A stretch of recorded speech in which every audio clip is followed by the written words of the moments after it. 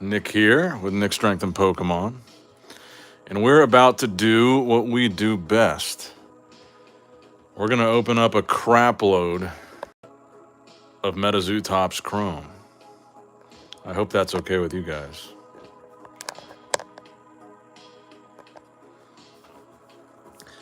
So we've got 12 of each here. A hobby box, a case of hobby boxes, and then 4 loose hobby boxes. And then 12 blaster boxes purchased on the secondary market. So part of this experiment is to figure out whether or not these are truly weighable. I think if they are weighable, then likely none of these blasters will have any hits. Because I got all of them off of eBay pretty much. So that's going to be part of the experiment. We're just going to compare the hit rates between just 12 blasters and 12 hobby boxes. I was going to wait till this weekend, but I couldn't really wait any longer. I just really wanted to open these. I've been bored, wanted to crack some packs, and it seemed like no better time than now. So I hope you guys are ready. I'm just going to share the link over to Instagram.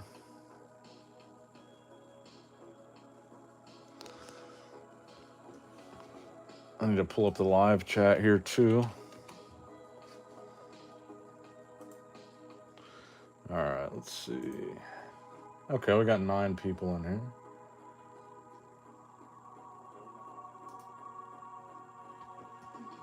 Mega Ziller, what's up, bro? Grendel's Gallery.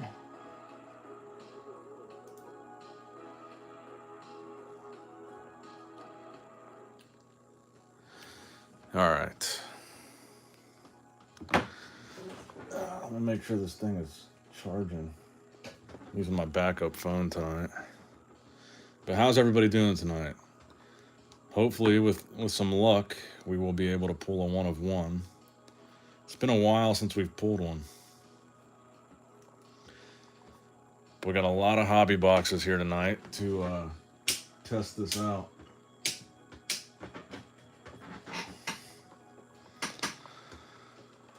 Some people are saying now that the hobby boxes have all the hits because everybody's been weighing all the blasters. So maybe the hobby boxes are really the best route. All right, I don't know if this is charging or not, but we're just going to hope that it is.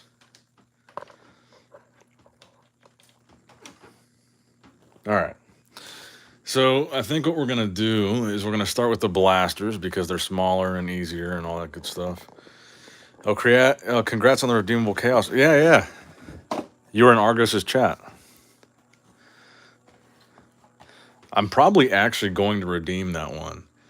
And the Babe. I've been kind of regretting some of the ones that I've sold and not redeemed.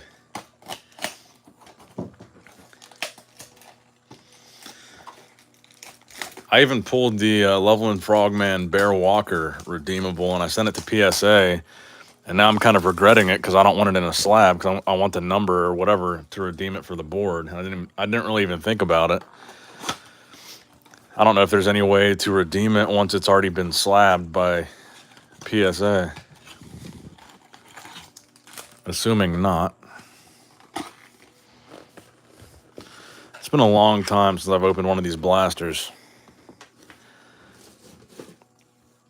I don't know if anybody has had any luck recently finding these in stores at Target, but I feel like that's going to be your best bet to actually pull a hit. But maybe we came across some trustworthy sellers on eBay. Who knows? No hit in the first pack, though.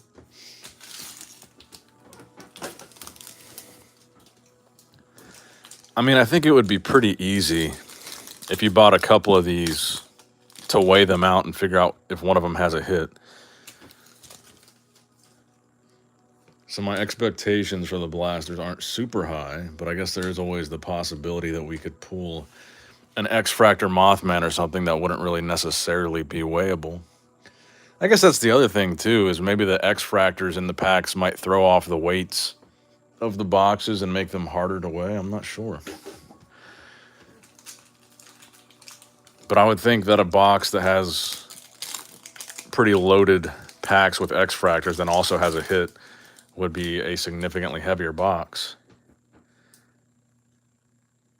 And we got a Chaos Crystal X fractor, very nice. So typically, when I'm able to find these in stores at retail price, when we know for sure they haven't been tampered with or weighed, typically I would say every 4 that I buy, maybe 2 of them have hits. It seems to be like a 50% rate from what I've opened. Every 2 or 3 boxes usually has a hit. So this first box looks like it didn't have one. So if we start to go, I would say more than 3 or 4 boxes without any type of serialized hit, then I would be suspicious. And I did try to mix it up here. I got these from several different sellers, but I think one of them, a big chunk of them came from the same seller. I think maybe 8 came from one seller, but I tried to mix it up a little bit.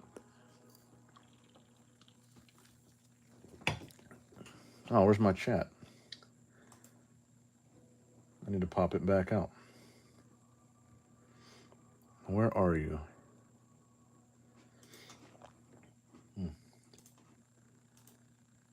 Pop out, chat. There you are. Okay. So yeah, we're gonna go through all these blasters first, and then we're gonna just dive head first into all these hobby boxes. Those will probably take the longest, but hopefully this will turn out to be a worthwhile experiment. So at least maybe you guys watching can know whether or not you should go on and buy a blaster box on the secondary market. I do think that the running theory is that they are very weighable, but I don't know. I didn't really think too much about the X fractors. That could, I would assume, throw off the weight, but because there would really be no way to correctly predict how many packs in a blaster would have an X fractor to really know what the weight should be. I don't know. But people probably just bought a bunch and then weighed and kept the heaviest handful and sold the rest.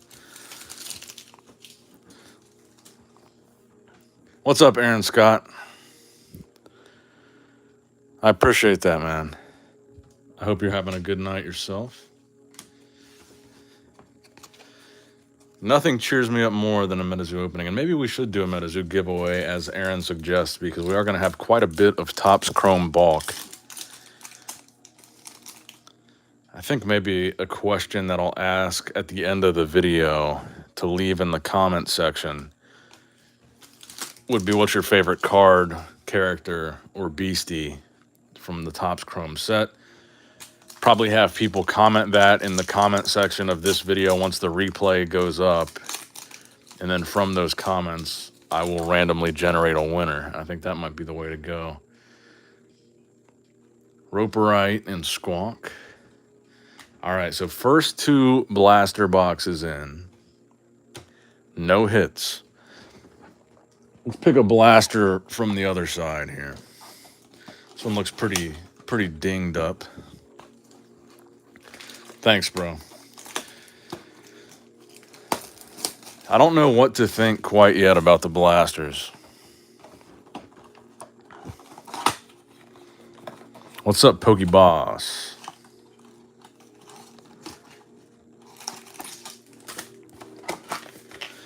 You guys will have to let me know if you guys have any experience or knowledge on these blaster boxes on the secondary market.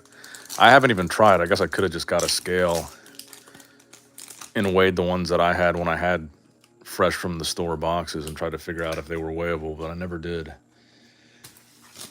I never held on to them long enough to actually weigh them, because I always wanted to just crack them immediately.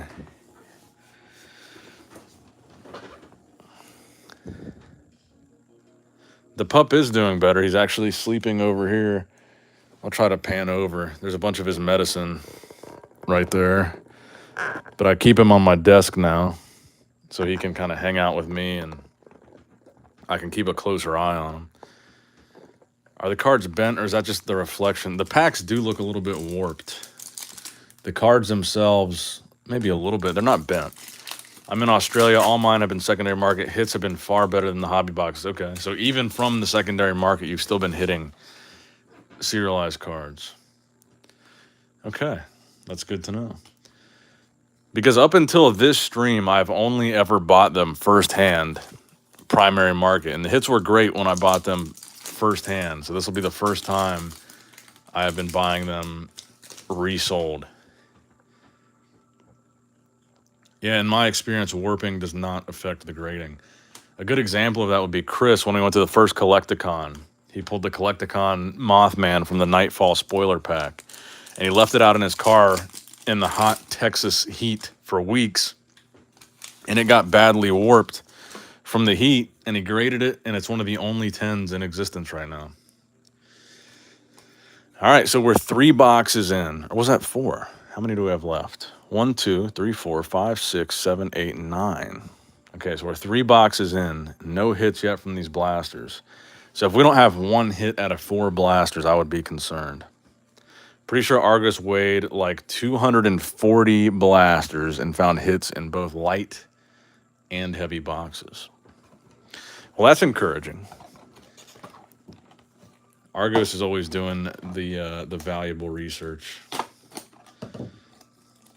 for us fine peoples of Metazoo.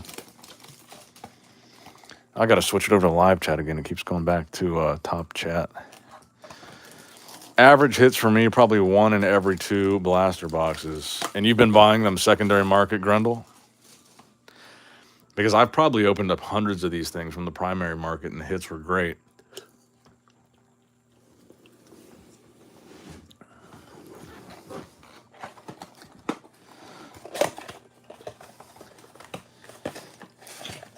All right, this is the 4th blaster. That pack's pretty bent. I would expect we would have a hit by now.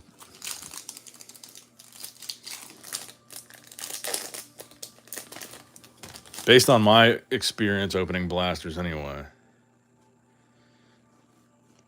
We are getting quite a bit of X-Fractors, though. That is something that I think would kind of fudge the numbers a little bit for people trying to weigh these.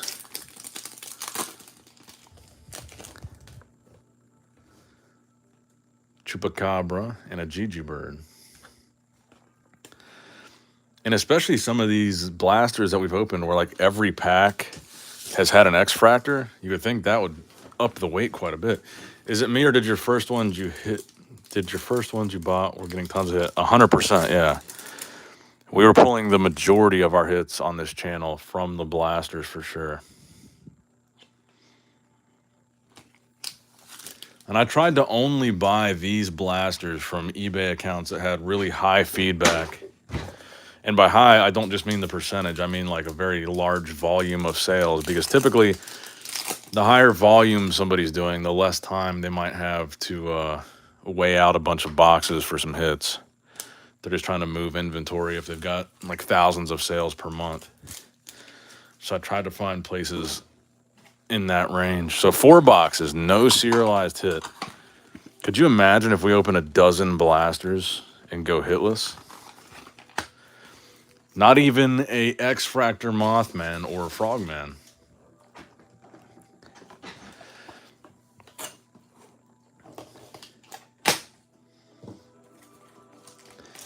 I still haven't pulled anything like super major from a hobby box ever. Like, I've had some decent pull rates as far as just pulling serialized cards and averaging 1 per box, maybe sometimes getting that lucky orange, getting a second one per box, but I've never pulled like a really major crazy hit from a hobby box. I've never pulled a serialized moth myself, so that's still a big goal of mine. You sell your blue ox or still got it. I sold it to a subscriber, actually.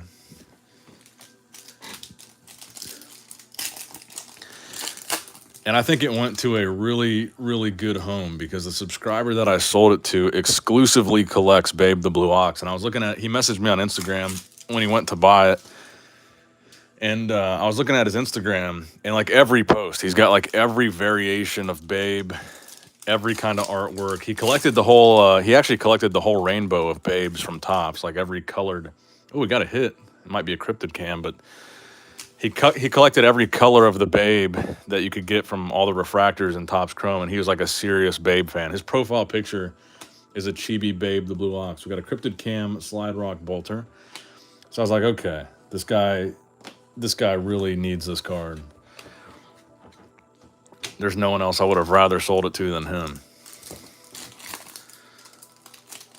I sure did, EcoGator. That's the story I was just telling.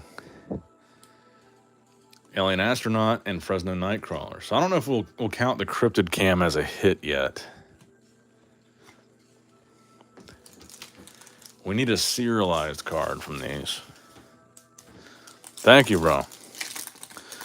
And I think his offer, I let him kind of name his price, and I think he made a really, really fair offer, so I accepted his price. He said it's the most he's ever spent on a single card, and I think that tells me everything I need to know about what kind of a Babe the Blue Ox fan he was. So I'm glad he got it. That's the cool thing about Metazoos. Everybody has their favorite beastie, and some people, it's not the beastie that you would expect, and they are like bonkers over that particular character. I actually really like Babe myself. Mostly because my favorite color is blue. And I really can't wait to redeem my Revive Babe the Blue Ox from Argos. Get the Babe skateboard, because I think it looked pretty sick. I still don't even know how to... I don't know the instructions on how to redeem any of the collabs. I've never tried. I've never looked it up, so I don't even know. Once I get those Revive cards, I still don't even know the process. I'm assuming there's probably some kind of email you can contact or something. I've been picking up supers. My favorite is Lava Bear, says EcoGator. Man, we're getting killed on these, I feel like. And this is what I was afraid of.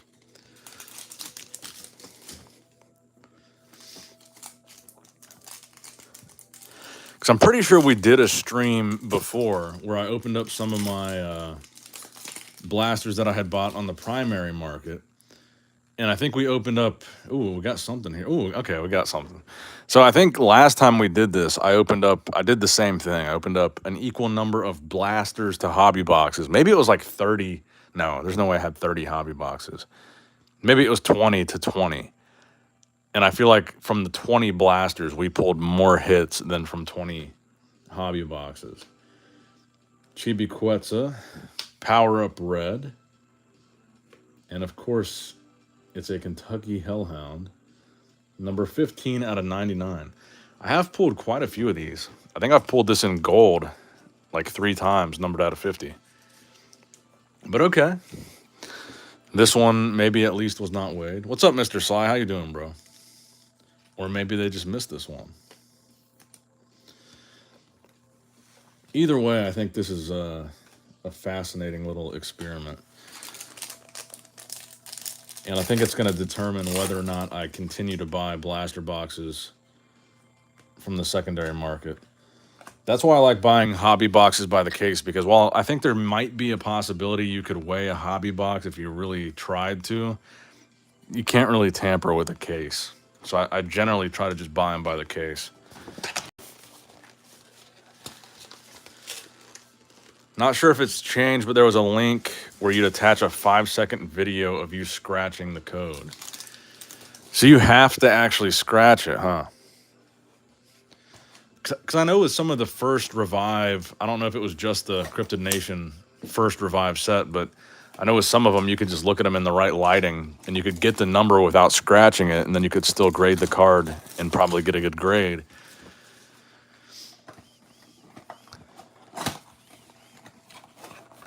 Pretty low life for someone to weigh boxes and packs. Oh, I agree, but that's why I don't like buying anything smaller than a booster box ever on the secondary market, because people figure out the cheats and the workarounds. I would probably never buy a loose pack of anything on eBay. And I think the only time that I have done that was I think I bought a couple base set packs. But they were blister packs, so they They weren't even loose. Yeah, I just redeemed the Bear Walker. They still want you to attach a video of the card with the code showing. So it does have to be scratched. Damn. I guess I shouldn't have graded my Bear Walker Loveland Frogman that was redeemable. Now I might have to crack it out of the slab. I can see why some scammer was bragging that he used a pic of someone else's card or something. I could see that, yeah. It makes sense. Black Cat and Jersey Devil. What's up, Greg?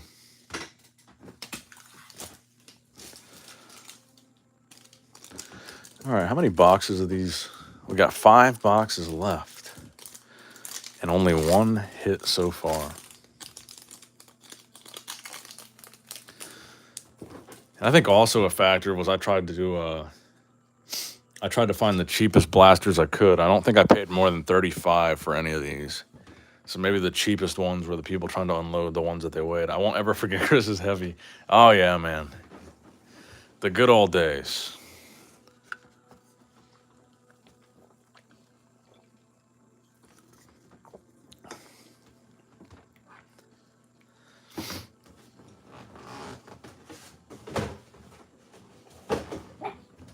Good old Chris. I talked to Chris, I was on the phone with Chris maybe an hour before I got on stream here. I don't know if he wound up falling asleep or not. He might still be awake. Smash that like button if you want Nick to change his name to Nick's Might and Metazoo. Oh, I like that.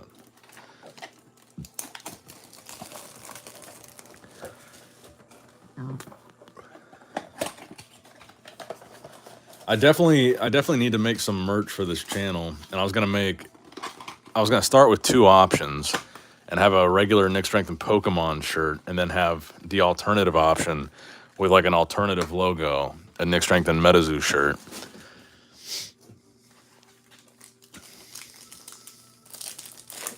Because I actually bought a bunch of Metazoo shirts off of eBay, like the Dimac shirts and the D-Brew shirts, to wear when I make like videos where I'm showing my face, to wear those in the videos. But then I was thinking, why don't I just make my own merch for this channel and wear that in the videos?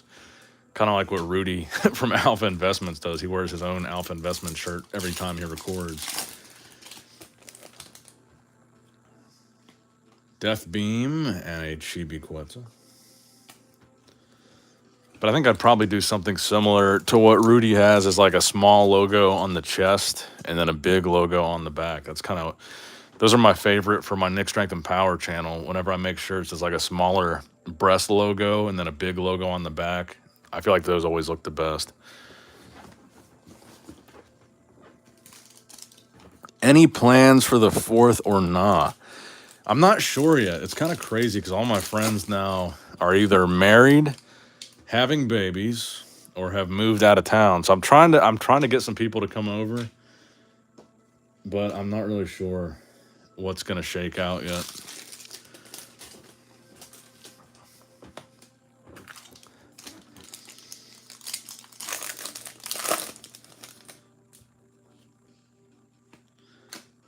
The past couple of years for the 4th, I haven't really gone anywhere to do anything. I've just had people over, and we'll get like whatever bootleg fireworks we can get our hands on and shoot them out into the woods.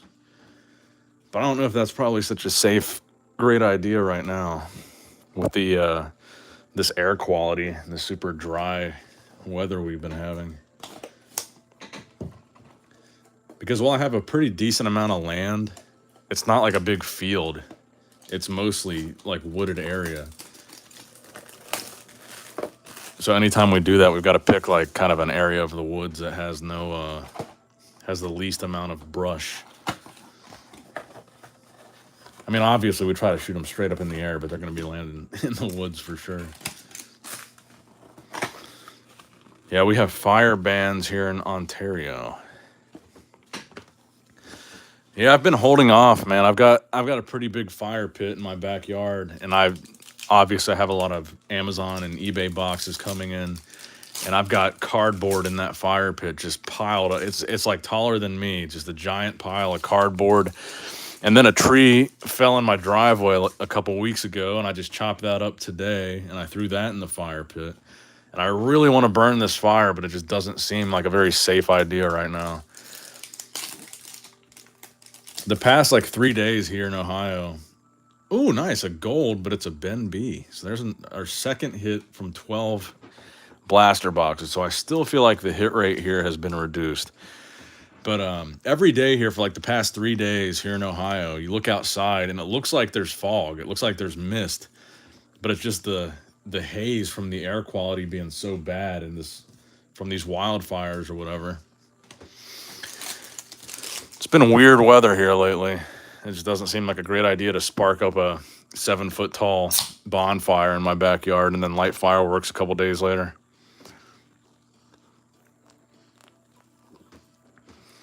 I was watching the local news last night, and they said, I believe it was every hour, if you were working outside, I believe it was maybe Tuesday, every hour that you were working outside on Tuesday, if you spent a full hour outside in this part of Ohio without going inside to take a break, every hour was the equivalent of smoking one cigarette because you were getting just so much shit in the air.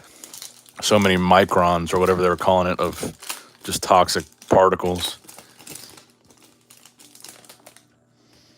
It's been pretty bad here. It's been pretty, and it looks crazy. It looks very post-apocalyptic.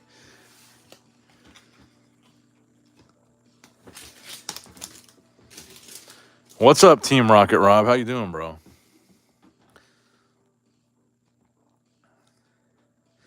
All right, so do we only have 3 left? 3 blasters? And then 12 full-sized Big Daddy hobby boxes. Let's see.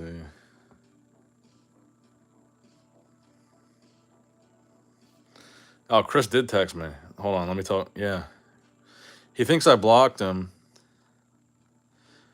And maybe we did block him on one of the streams for like a goofy reason. He says every time he comes in, he can't comment.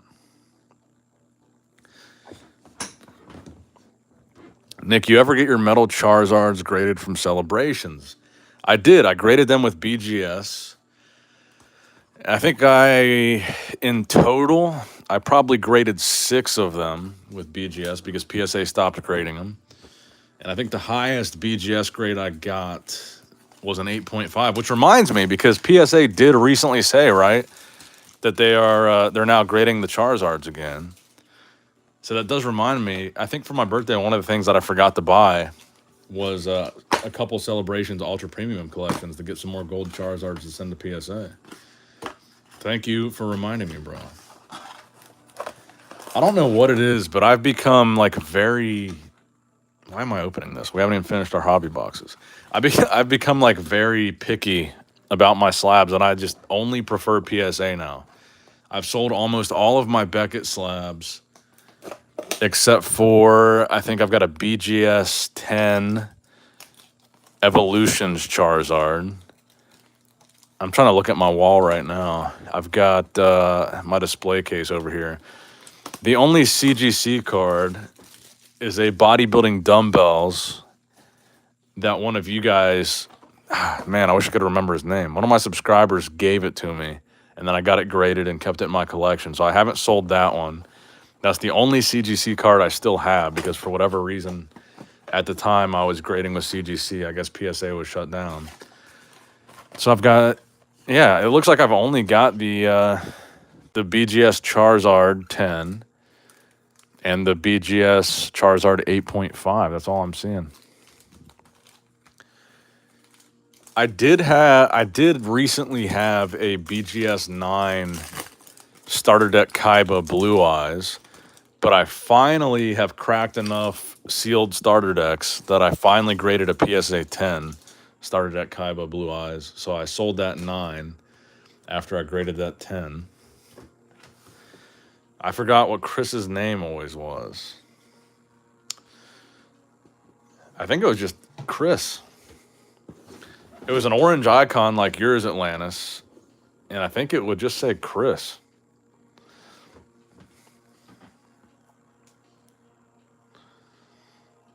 He has 2 accounts. Now he's not responding. He might have fell asleep.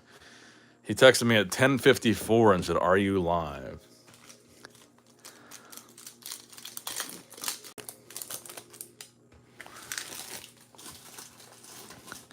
Because I always see him when Argos goes live. Oh, nice. Love and Frogman, X Fractor, our first one. I always see him when Argos goes live in Argos's chat. And whenever his name pops up, and I know it's him because he always asks Argos the same questions, it's just a green icon with a C, and it just says Chris with a lowercase c. That's all it ever says. And I do really like the Chaos Crystal in this set. So now that I have the chance to ask, what do you think the second Moth 1 of 1 is going to sell for? Well, to be completely honest, I think it is a pretty big bummer that it graded a 9. But in reality, I don't think it really matters a whole lot because it's a 1 of 1, so there's not going to be another card graded higher. Now, what I don't know is if the other Moth has been graded or not, and if that graded a 10. That would be an important piece of this puzzle. If the other Moth, the alternate art 1 of 1, if that one graded a 10 and this one graded a 9, then that would mean up until this point that that is the more valuable Moth, and that was worth $30,000 ungraded. Honestly, I don't think he's going to get $45,000 for it. The prices have really cooled down a lot. I actually talked to someone a couple days ago that pulled a numbered out of 5 regular art Mothman, which I think is the more desirable of the two. And he sold the numbered out of 5 for under $1,000. Bro, I know you're not a Magic guy, but I'm surprised you didn't jump on the hype trying to pull the 1 of 1 Magic card from Lord of the Rings set. I do actually have some boxes coming. They're pretty pricey though for someone that's not into Magic. But for me, I'm looking at it like this is a big scratch off ticket. It's a gamble. I mean, people are buying this for the gamble of it. And I am a huge, and I mean huge, Lord of the Rings fan. Me and my cousins, we grew up rewatching those first 3 Lord of the Rings movies over and over and over and over again. At like every holiday, every family gathering, we'd go down to the basement and watch Lord of the Rings constantly. We collected like the Lord of the Rings action figures. That was like our generation's Star Wars, in a way. Well, I guess they did have the newer Star Wars movies around that same time. So I guess our generation did have its own Star Wars when we were like 10 or younger. But Lord of the Rings was like a really big deal amongst my close friend group and family at the time.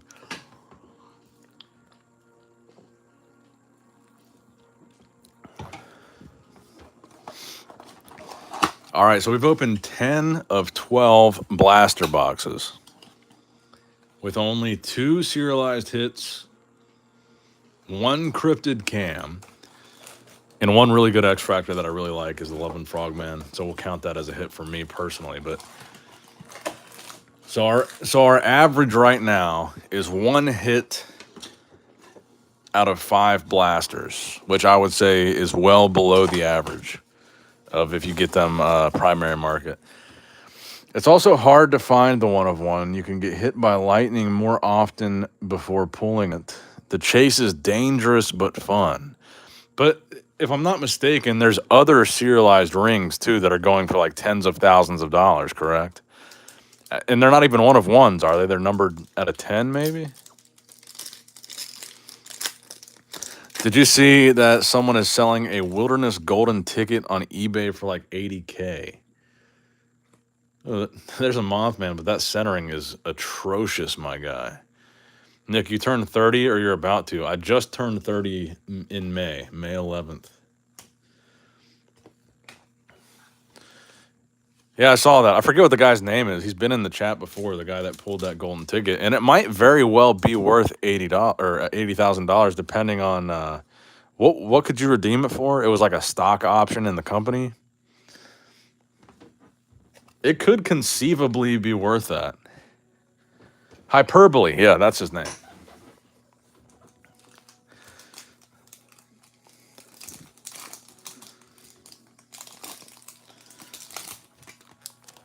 See, that seems kind of shady to me, though. Because I would think this guy that pulled the golden ticket would have either inquired to Mike, what is this redeemable for before I sell it? Or Mike would have reached out to him because he's so public and it's obvious that he has it. And Mike would have told him what his options are. So either Mike told him in private and neither of them have disclosed what you can redeem it for, and then he listed it for sale, or he just doesn't know and listed it for sale. But I think the first option is more likely. It's probably less than what he thought he could redeem it for, and now he's selling it. Like there's no chance that if I pulled the golden ticket, I would sell it before I know what I could redeem it for. There's no way. So either Mike told him in private and said, you can't tell anybody, or I don't know. It's odd. Piazza Bird, nice. I bought 15 blaster boxes a month ago from Target. I pulled 2 black borders, 4 green, 1 gold, and 1 out of 99 Cryptid Cam Mothman. I saw your last stream and decided to go for it. Nice, bro. I'm happy for you.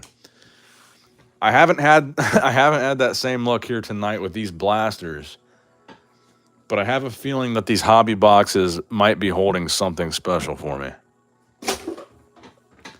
I just have a feeling. Post Malone is who put up the original $2 million bounty. Sounds a little bit too similar to the Steve Aoki bounty that never came through, though. Bigfoot and Quetzal. All right. 11 boxes in, only 2 serialized hits, 1 green and 1 gold. Can we get some last box magic? I think we got one more back there. We do. Mike likely told Hyperbole what he plans to do with it, and maybe he doesn't think it will sell. Risky, though, or maybe he doesn't want to wait until he can redeem, etc. That's what I'm saying. I think that he knows what he can redeem it for, and he doesn't think it would help the value of the card to advertise that, which makes me think it might not be worth $80,000. I do know that Post is a huge Magic fan. Steve Aoki is also supposedly a huge Metazoo fan and co-owner of the company. That whole thing I thought was kind of shady, too. I don't know what exactly happened to Aoki's offer on the 1/1 Mothman. Those big bounties are just marketing, I believe.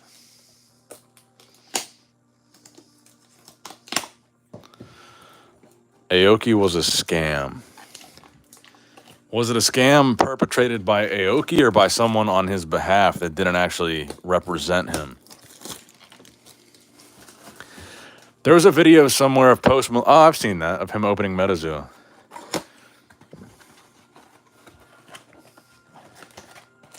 All right, guys, last blaster box magic.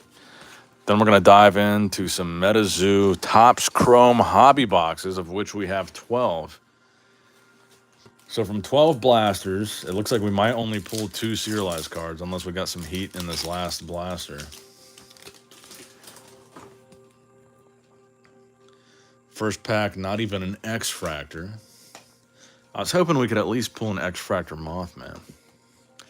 But I guess in past streams where we've had pretty tremendous luck with these blaster boxes, we have opened like 30, 40, 50 blasters at a time. 12 is kind of a low number compared to what we've done in the past. I was always under the impression that Mike and Aoki wanted their 1/1 gold vinyl creator cards and the bounties were for those cards. I thought they had separate bounties for those cards. I think Mike said 10,000 for his. I bought 3 of those LOTR collector boxes from Rudy. Haven't decided if I'm going to open them. If you don't pull a serialized card, yeah, you take a bath.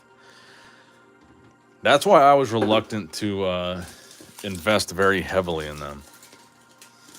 I saw a short of you burning your bulk. Do you do that every time? I don't do it every time. I'm trying to sort a lot of my bulk now, but it was getting to a point where I just did not have the space.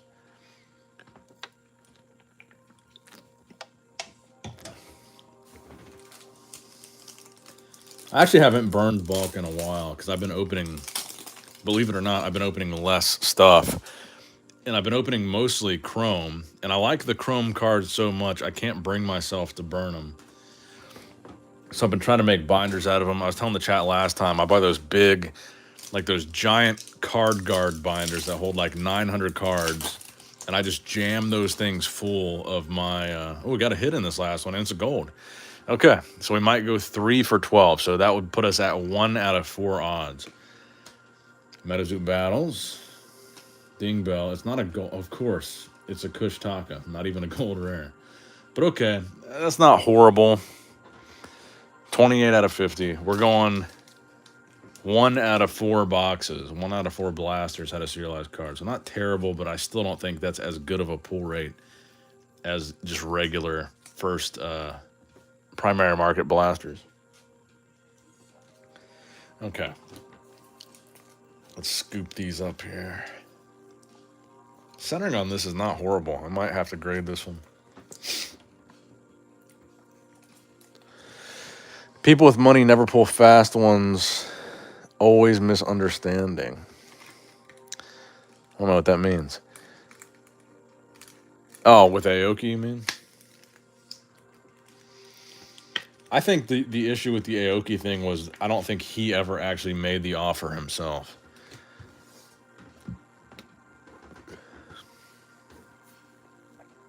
The best Magic cards I ever pulled were when I only bought 1 or 2 packs. I'm serious. I showed the stream last night, or the last stream that I did. Me and Chris were on Whatnot buying packs of Kickstarter. We only bought 2 packs and pack battled them. He opened a brand new Kickstarter box. First 2 packs off the top.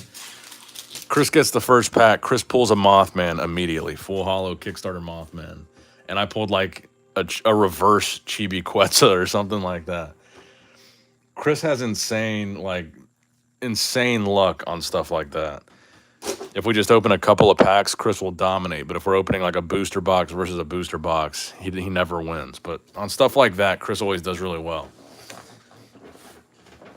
I was wondering if the green ink and black ink cards in WPT set will be secret rare in a future set. Well, I would think if any set would have had the green ink as a secret rare, it would have been Wilderness, and that wasn't the case, so. I don't know. I suppose that's possible. The black ink, maybe. But I feel like the black ink would have been good for Seance. I have not pulled a green man or a red ink. I've only pulled the blue ink. No old scratch either, I should say. I think they should have made secret rares more playable.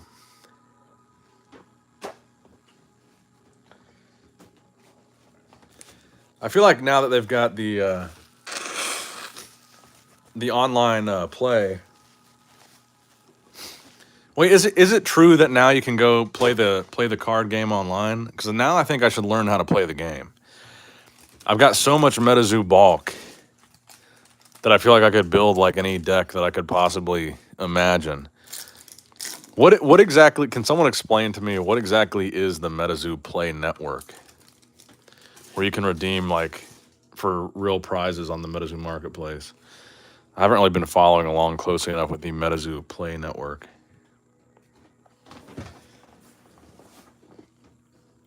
But at least that's my limited understanding of what it is. Let me see if Chris texted me back.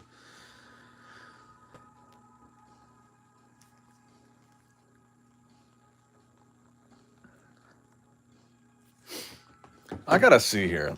I'm about to go, let's see, to check for blocked users. Did we block Chris? Or is Chris capping? Metazoo Play Network is a place where you make an account and log in when you do tournaments. Okay. So they don't have the online client launched yet where you can actually play the game online. Because that's the only way I'm ever actually going to learn how to play, is if they make it playable online. That's actually how I learned to play Yu-Gi-Oh, or at least the modern format of Yu-Gi-Oh, is on Steam.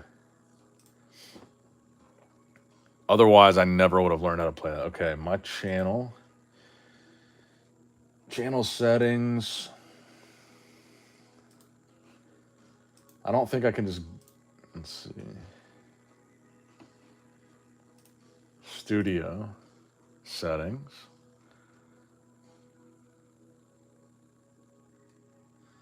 Customization, maybe? No. Comments. Analytics. Dashboard. I don't even know where you go to look for blocked users on there. Copyright, customization. Oh, wait, right there, settings. Channel. Community. Okay, there we go. Oh, wait, no. There's no blocked users. Oh, wait, there they are. Let's see. I seen our buddy Nikhil is on the blocked users list. There we go. All right, Chris. I unblocked you, buddy.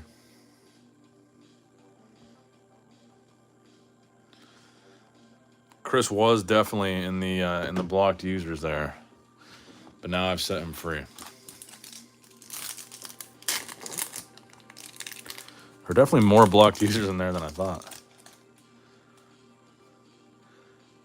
I personally, there we go. There's a nice, pretty decent centering on that. Top to bottom might be a little bit off. I definitely don't remember blocking him. It sounds like that might have been a Tina move.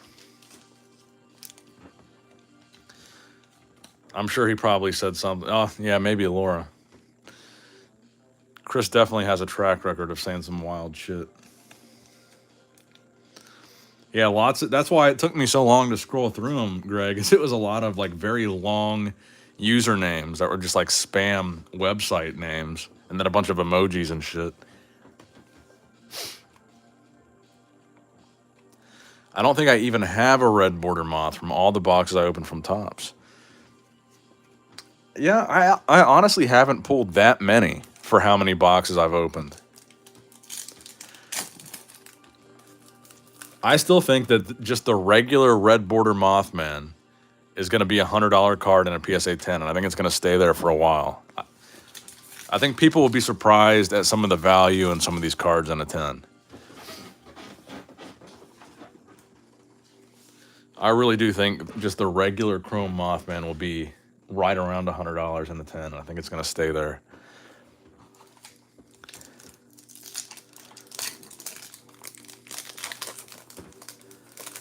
I think the Refractor Mothman is actually pretty hard to pull. Oh, we got something in this one.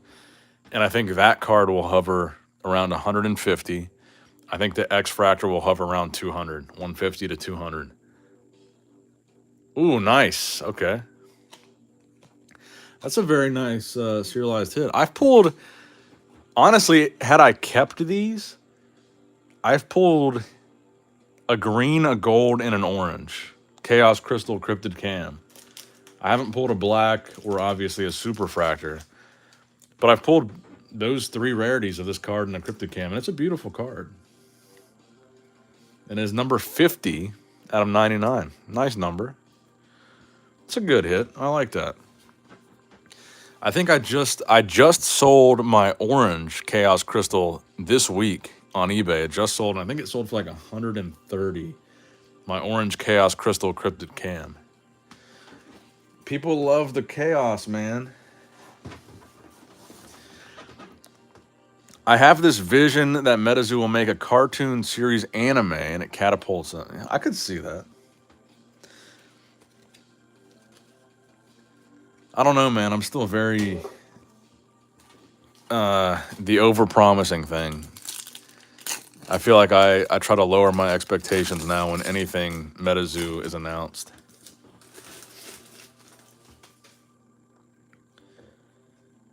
Bigfoot. Now, the thing that sucks about these hobby boxes, though, is for the most part, once you've pulled a serialized card, it doesn't seem like you're going to pull more than one per box. If you pull 2 serialized cards in one box, it seems like that is the exception, not the trend. Rudy said a Netflix cartoon is in the works, but I thought they adjusted that and said it's just going to be animated short videos on YouTube.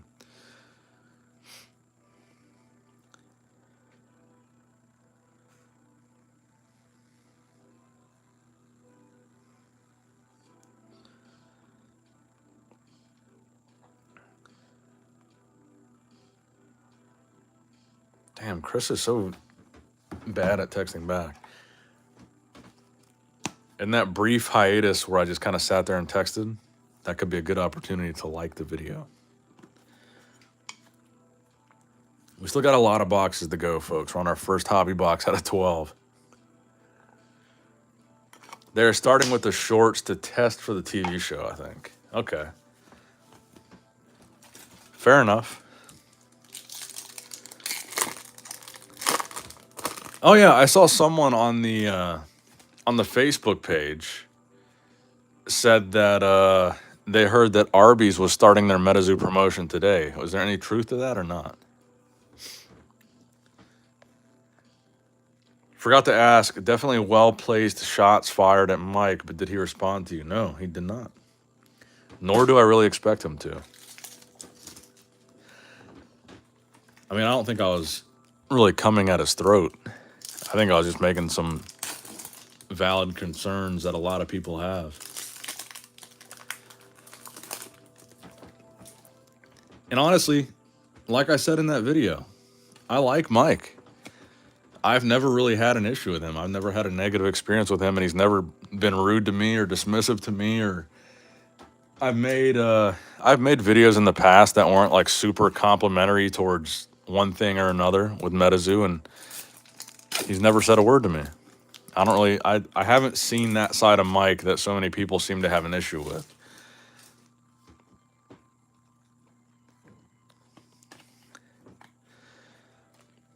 I mean, he sent me a lot of free stuff, a lot of stuff to open on the channel, and he's never been rude to me.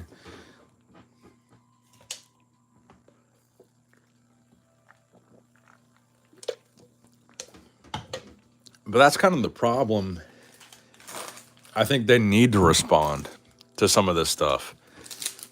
They just need to respond differently than they have been.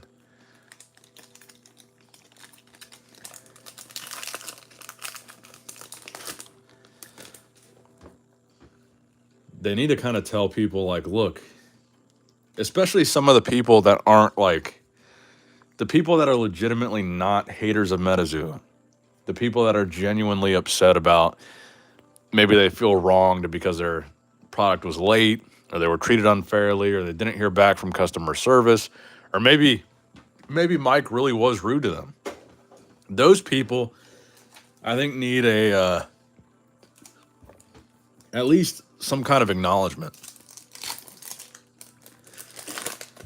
Not just kind of brushing them off, banning them, blocking them, giving them a sarcastic response, or no response at all.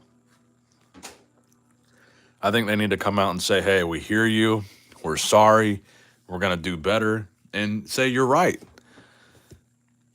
I mean, there is the saying that the customer is always right for a reason, and I don't think the customer is always right, but in a lot of cases, when a customer is upset, they're genuinely, validly upset.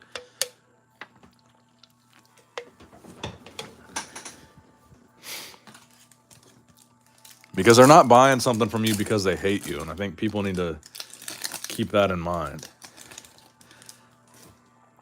I don't care for Metazoo. I just like watching from the outside. It says Fresh Tats. You know, that username reminds me. I think now that I'm going into my single phase of life, I want to get some fresh tats. I think I'm going to get some Pokemon tattoos. I've always wanted to, but I've been like hesitant to pull the trigger on it. But I think that's going to be my next move. Alien Astronaut. I don't know if I'm quite ready to commit to a Metazoo tattoo, though. Maybe a little frogman somewhere.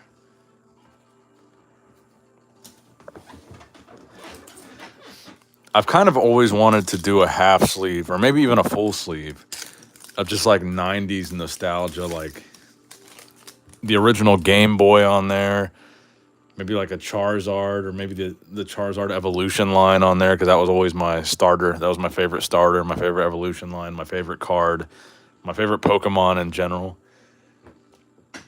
Maybe put like, I'm trying to think what else 90s. I was definitely thinking like a Game Boy and maybe like a Charizard flying around it or something.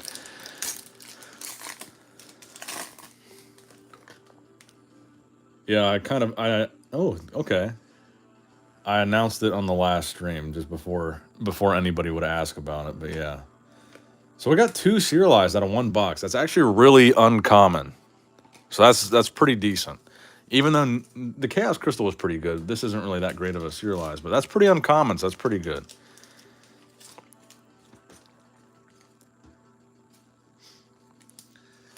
I think maybe I've only had 1 box, 1 or 2 boxes that had 2 serialized cards.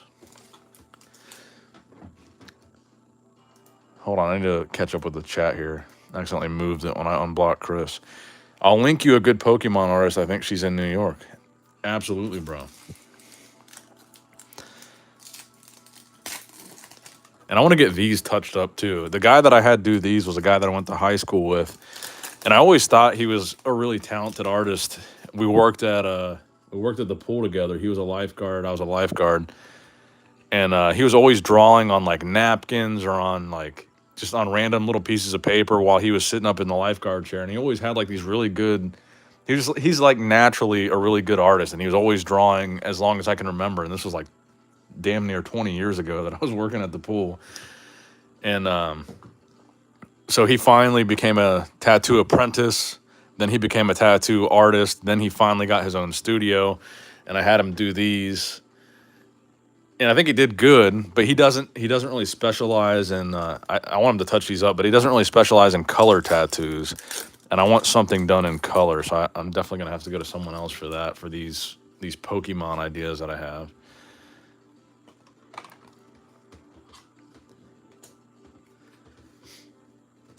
Because I definitely think I've gotten to the point with my main channel that I'm probably never going to have to worry about trying to get a regular job. And I don't think tattoos are ever going to be something that are going to be a barrier for me as far as work is concerned. So I kind of want to just pull the trigger on whatever I want to do. So it looks like we got another hit here. Is probably most likely a regular cryptid cam. And it is a Beast of Busco. An old Green Eyes and 11 Fallman. Hopefully it was for the best. I definitely think it was for the best. I have nothing negative to say about Tina. I wish her nothing but the best.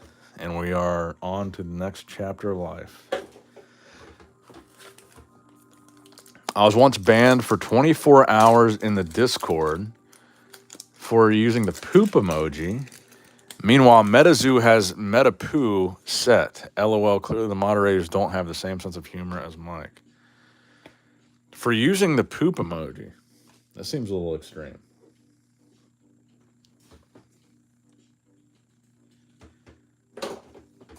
But you're unbanned now. Hey, brother, sorry I'm late, but I checked my targets, couldn't find any blaster boxes. That's okay, bro. I appreciate you checking.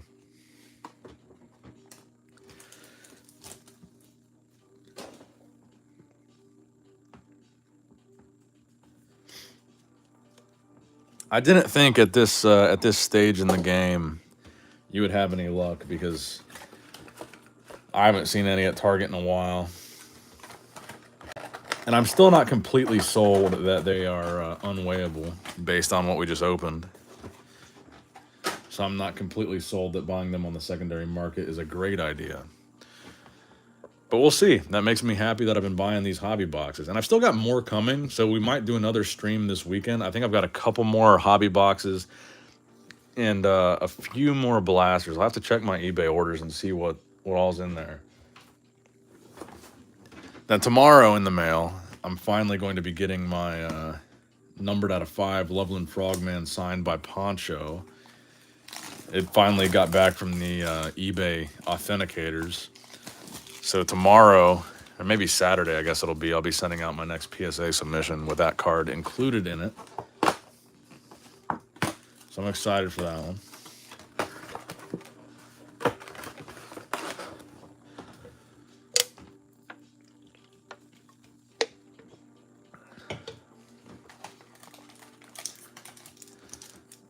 I will send you some names of some artists in Ohio that would totally kill those kind of tats.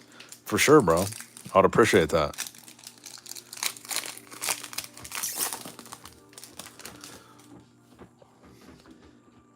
Okay. First pack, we've got a gold. So we're really not doing bad so far. How's little Beans today? Let's pan over to the Beans are sleeping very peacefully. All his medicine there with a Bud Light. Oh wait, he's getting up. Look. Hey Beans, say hi to the chat. Okay. Just trying to get comfortable, I guess. All right. Kentucky Hellhound. Midnight's Escape. Oh my God. A sewer alligator gold. How many of these have I pulled? 39 out of 50. I've pulled a bunch of these, dude. I pulled the black. I pulled the gold. I've pulled the green. I've pulled a lot of serialized sewer alligators in my day. Hey. No chewing. Look at him. There he is. There's the boy. There's the boy. He's so tired of my shit. He's had a lot of energy today. He's been running around and doing all kinds of shit. Barking all day. He's doing really well, though. I'm unbanned now, but I got banned a few more times for talking about the PFPs and pointing out the lackluster artwork compared to the Metazoo sets, card stock, dollar store quality. Yeah, I was overall not super impressed with the PFP stuff, but honestly, it could just be my lack of interest in the whole NFT thing in general.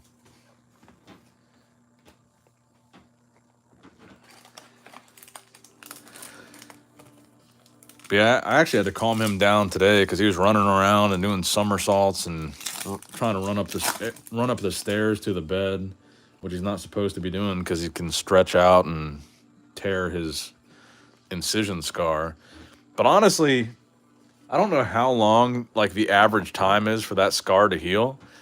But to me, it looks like it's already scabbed over pretty good, and it's not like any weird colors. It's not green or yellow. It's just like a dark scab, and it looks like it's healing up pretty nicely. And luckily, he's not like licking on it or biting at it or scratching at it.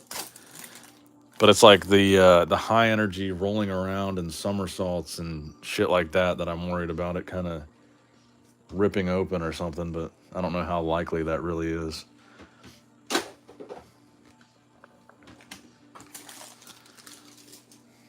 Never cared for the NFT stuff either. I prefer physical assets only, says Joker Favor.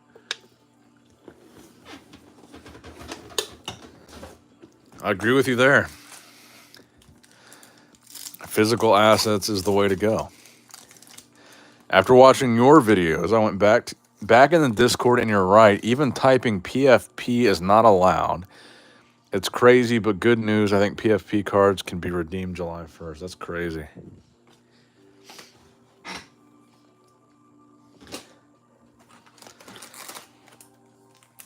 NFT, is that still a thing? I mean, I really can't say anything about NFTs because I'm somebody that invested over $100,000 in Dogecoin. Although I did make the most of my money I broke even on. But I've still got some money in there that's worth like 10 grand right now, and it should be worth like 35. So I'm still down like 25,000. But most of what I put in, I ended up getting out without taking a huge loss. I think everybody at some point or another bought into the crypto FOMO, whether it was an NFT or Bitcoin or Ethereum or SafeMoon, Dogecoin, whatever it was. I feel like everybody, for the most part, got in on it a little bit too late and probably got burnt and probably have a sour taste in their mouth about whatever the crypto was. And we all kind of realized that we got in a little bit over our understanding of what we were actually doing. I feel like I definitely kind of YOLO'd into Dogecoin out of FOMO. Although I did get into Dogecoin early enough that I made a pretty good amount of money, and that's why I kind of broke even. Is I made a pretty good amount of money when Elon Musk got on SNL, because I had started buying Dogecoin like months prior to the biggest spike they ever had. So I made a good amount of money, and I sold off some there, and that's mostly why I was able to break even. Because from that point on, it went like straight down into the gutter.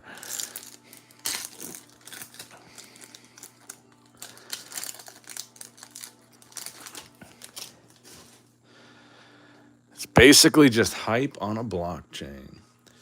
I'm still holding on to my Dogecoin just in case, just in case something happens with it. I think Elon kind of sparked a little bit of hope back into people when he changed the Twitter icon to the Dogecoin head or whatever.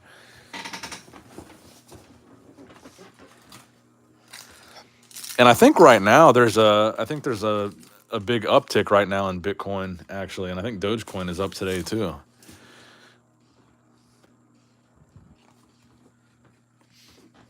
But I'm definitely not the 2020 version of me where I was checking Robinhood every 5 minutes to see what my money was doing.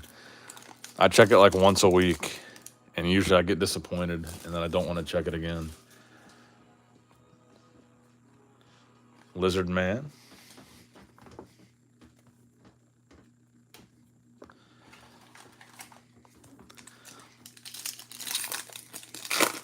Bitcoin is up.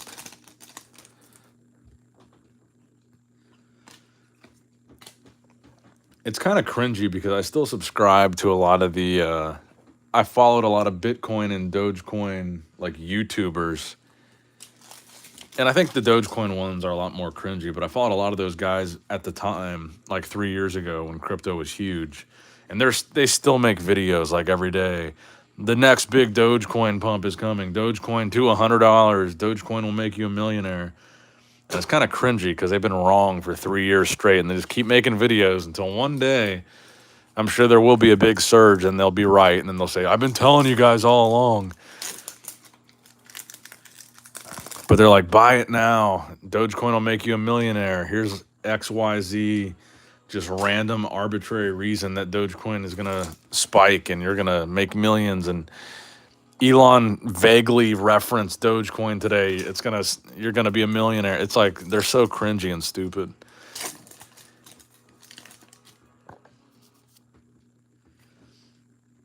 Walking Sam.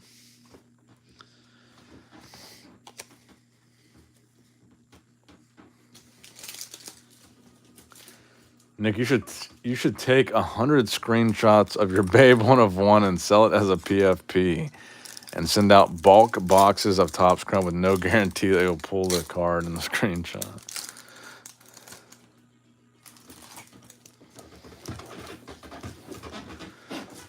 Elon pet a dog on the sidewalk. It's going to the moon.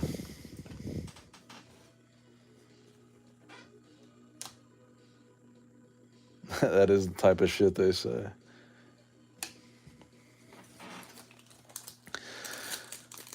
More tops. Let's go, says Royalty. Ooh, nice Mothman. Little ding in the corner, but the centering's not bad. I think that's going to be a binder card. I'm still looking for a good Mothman to grade, just a regular chrome moth, but I rarely ever see him.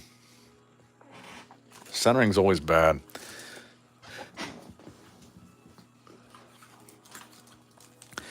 My cousin works offshore, and when it spiked, he made like 100 grand. No shit. A lot of people made that kind of money, and that's the FOMO aspect of it. Cryptid Cam, Tizrook. That'll go in my binder.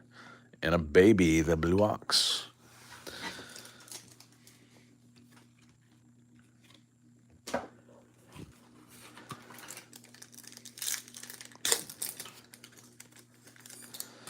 Good old Topps quality. And another sewer alligator. All right. 2 boxes in. 3 serialized hits, 2 cryptid cams. Not bad. Not bad. There was one night I think I opened, was it 5 boxes? 4 or 5 boxes, and not a single serialized hit. So 3 hits for 2 boxes. I'm happy with that. That's a good start. It's definitely better than the alternative. All right, let's do a box from this side of the pile. Here's the thing. I've never actually heard a single person that I know say they bought something with crypto, and that to me makes it seem like fairy dust. Well, that's the thing is the only time. So I've only bought crypto on Robinhood, which obviously you can't actually spend it from Robinhood. So it's not the same as a crypto exchange. And the only time I've had crypto that you could spend was on MetaMask. And that was when I bought the Metazoo NFT. I think I had a purple Jersey Devil coin. And that account got hacked like immediately. NFT got stolen and I never used it again. So it is kind of like fairy dust in a sense. Man, this HDMI keeps quitting on me. I pulled a gold Mothman numbered out of 50 from a blaster from Toys R Us. All the Mothman cards numbered out of 50. Damn, why's my chat keep closing? Are off-centered pretty bad, though, but still waiting for you to pull a serialized Mothman and feel the rush. That's my only goal with continuing, well, aside from pulling the one of one. But the only reason I'm continuing to open so much Topps Chrome is because of everything that I've opened, I still have not pulled a single serialized Mothman myself. I did recently just buy a gold Mothman. I bought 3 gold Mothman so far. I bought number 50 out of 50 of the Cryptid Cam, I believe it was. And I just bought a $200 gold regular art Mothman that was off-centered pretty bad. But it was only $200 for the gold. I thought that was a steal. And Chris is in the fucking chat. Let's go. Unblocked, free, released. And he comes out swinging his dick with a $1.99 donation. Big Dick Chris, $1.99. We're glad to have you back, buddy. I don't know why you got banned or who banned you, but you have been released, Mr. Stuyvesant. Greg is going to take the credit here for the great banning of Master Chris.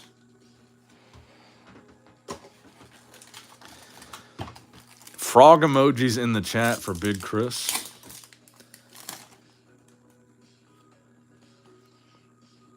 All right, Chris, I'll do a hit recap for you. I don't know what you missed, but I bought 12 blasters from eBay, secondary market. I'm worried that they were possibly weighed. So from 12 boxes, we pulled 3 serialized hits, which the average would be 1 out of every 4 blasters. So let's see. So we've opened 2 hobby boxes so far. We pulled 3 serialized card, 1 gold, 2 green, and one of them was a green Chaos Crystal, which I think looks beautiful. We got a gold Ben B from the blasters, a green Kentucky Hellhound from the blasters, Slide Rock Bolter Cryptid Cam from the blasters, and a Kushtaka Gold from the blasters. So still a nice little pile of hits for just kind of getting our toes wet tonight. Am I going to get canceled for just reading that username? Fat Midgets at 112. My daily Hannah appreciation peach. First of all, who's Hannah?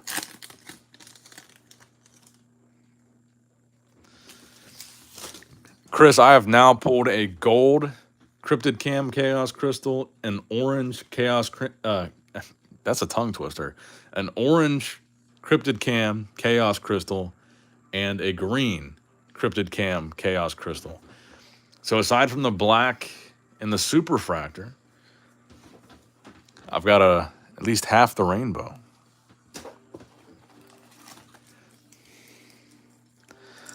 I do think the Chaos Crystal is one of the more aesthetically appealing cards of this set. even though it's basically just a circle with a bunch of colors in it. Is Metazoo still alive? My area is dry, says Ha. I'm still super confused by Fat Midgets 112. My daily Hannah appreciation peach. Who is Hannah? Why are we donating a peach? And why is your username Fat Midgets 112?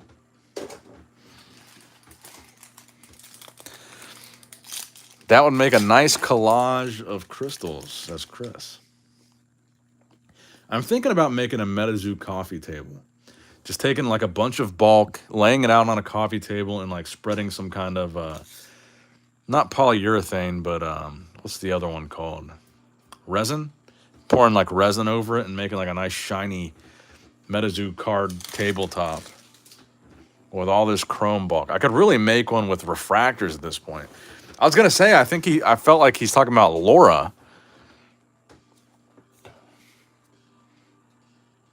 But also, Laura hasn't been here in a long time. And he says daily Hannah appreciation peach.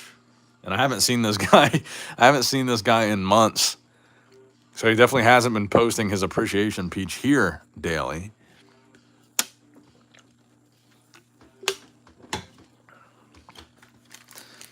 No, Fat Midget's 42069 was probably taken. Chris is calling a 1-of-1 gold moth on the next pack.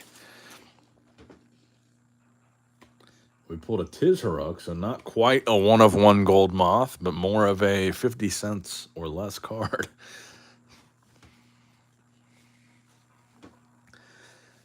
Chris, I do have a good feeling about tonight, though.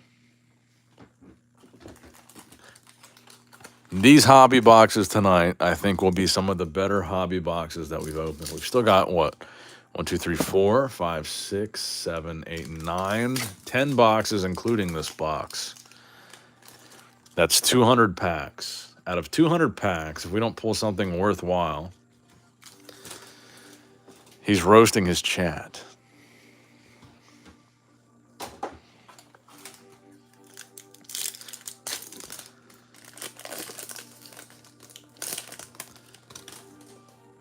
All right. Steve Aoki, I almost kind of glanced over that one. I think that's only like a $10 to $15 card now, even though it's technically a case hit. Steve Aoki creator card. Cut a pack before opening it. LOL kidding. All right. Just for you, Aaron Scott. Do I have a pair of scissors? I do. This one actually feels kind of fat. Maybe I shouldn't cut this one. Sly says don't. All right. I almost cut this pack, but I didn't. We could have cut that one. 2 joint snakes and a tripodero. If any pack should have been cut, it was that one.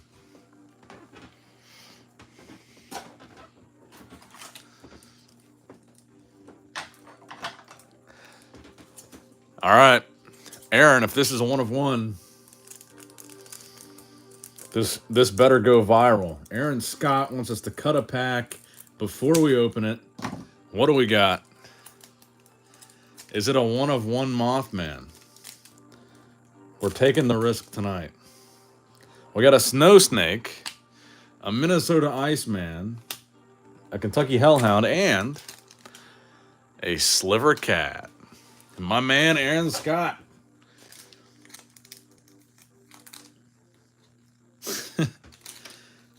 Okay. That's the only pack we're cutting tonight. And fortunately, that was a very cuttable pack. Actually, you know what? Before the end of the stream, we will cut another pack because I do enjoy... I mean, the whole card opening thing is essentially gambling. I do enjoy the gamble of a high-stakes pack cut.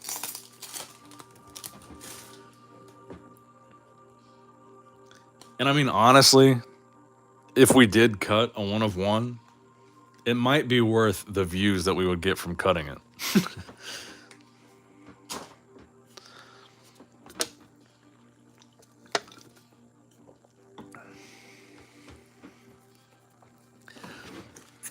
if I cut the one of one moth, that'd be a meme forever. That would be even better. Honestly, I wouldn't be that upset because I think that would probably be one of the most viral moments in Metazoo history. And I would definitely fully accept being a meme for it. If I cut a pack and it was a one of one moth, that unluckiness, the odds of that is so poor. You know, that's Nick's sad face Pokemon. Here's a good question though. If I did cut a pack and it was the one of one moth, how much do you think I could sell each half of that moth for? I would bet you, even if I cut it, $1,000 a half. I almost think it wouldn't even be an L. I think it would go so viral that each half would probably sell for $1,000 a half.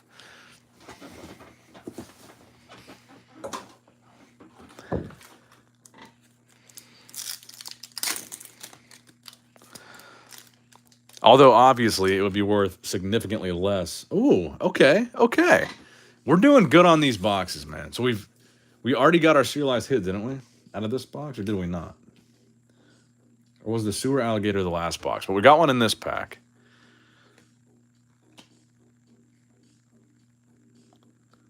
Oh my god, man. It's an orange, which is nice. I really would like an orange Mothman. 21 out of 25 Kushtaka. Our second Kushtaka tonight. Our two highest rarity cards. We pulled a gold Kushtaka earlier, and now an orange Kushtaka. How much is the estimate for the one of one anyway? I'll be honest with you. Personally, I like the cryptid cams from this set the best. And honestly, if I had to pick between the cryptid cam one of one Mothman and the other two, that's the one that I would pick, and that's the only one that remains. So if it were me buying, that would be the one that would be worth the most to me. I think, because honestly, like for example, with this card, if you really like the Superfractor hollow pattern, on the other two Mothman, you're only getting it on the border. I feel like you actually get more surface area from the hollow pattern on a cryptid cam, and I just think it looks more aesthetically pleasing. Here, let's look at the Ben B.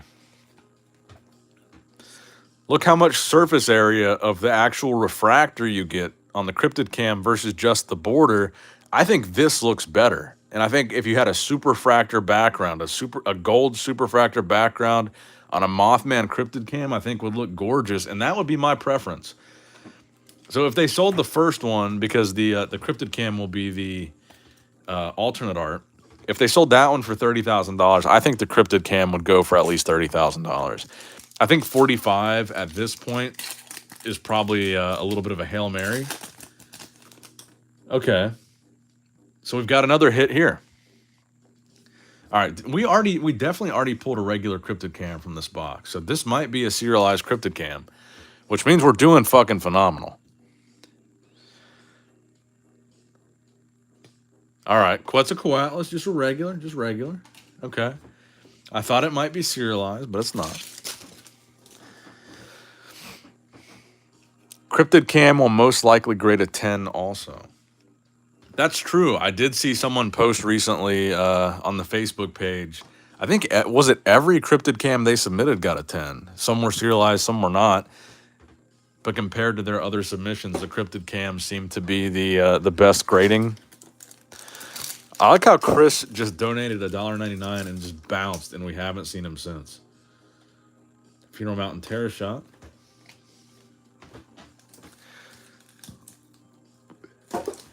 Yep, that's exactly what I was going to say. I was going to say the corners and the surface on the cryptid cams probably hold up better.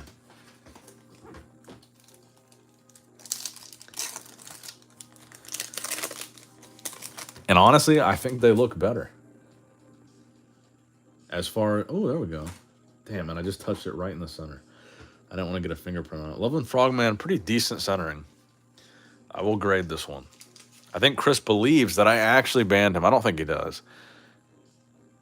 I honestly think it probably was Tina. Because Chris, I do remember him probably saying some wild shit to Tina that probably pissed her off.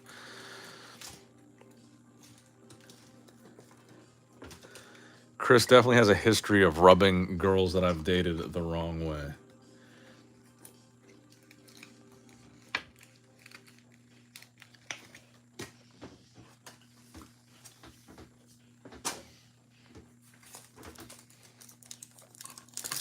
All right, last pack of this box, and then we've got 9 more to go. Oh, there we go. Nice Mothman. Centering's not horrible. I don't think I put a smudge on there with my finger. I don't see one. Centering's not bad on that. That one might be a grading candidate. What's up, Steve Swanson? Do you sell the singles from what you pull? Yes, I do. Only the serialized singles. So either today, later tonight, or tomorrow. Actually, the centering is kind of bad now that I'm looking at it, but we'll try it anyway. I don't think I've submitted too many of the regular Chrome Mothman because I only selected a handful that I thought looked really good. I honestly think I might have submitted more refractors and X-fractors of each artwork of Mothman than I did the original regular Chrome. But yeah, I do sell the refractors that I pull. They will be on my eBay, which I might have linked in the description, but if not, it'll be linked on any other video that you click on my channel. NSP Shop on Instagram. That will get you access to any card that you see pulled tonight that I don't intend on keeping. Even some cards as good as the Chaos Crystal, which I actually really like, but I'd rather sell and then buy more boxes and then stream some more. And make more memories with the chat. Because that's what we're here for. Let's go from this side again. What about the bulk base lots? I do have several binders full of bulk organized to be a complete set. But honestly, I think the last one I sold for like less than $50. So it's pretty time consuming to put those sets together. And honestly, I don't know if it's worth it to sell a binder of a complete set of bulk. It might have even been like $37 or something like that. I mean, there were no like refractors or anything in there, but still. Thank you, Greg. You're the man. Make sure you guys hit that like button. 44 watching, only 17 have hit like. And I still don't see Chris. Oh, there's the real Metazoo. He pulled the regular art 1-of-1 Mothman. The one that's still for sale right now, right? There's Chris. He says, rip quicker, please. Are you falling asleep, Chris? Jersey Devil.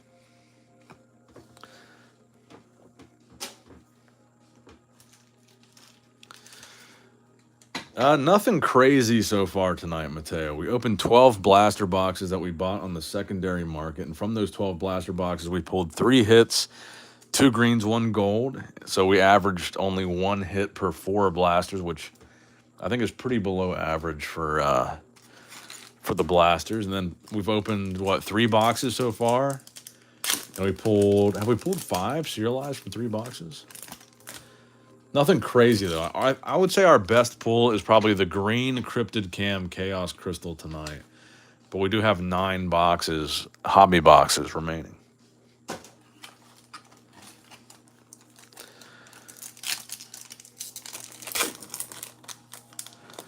What is 18 now, Mateo? The Mothman is 18?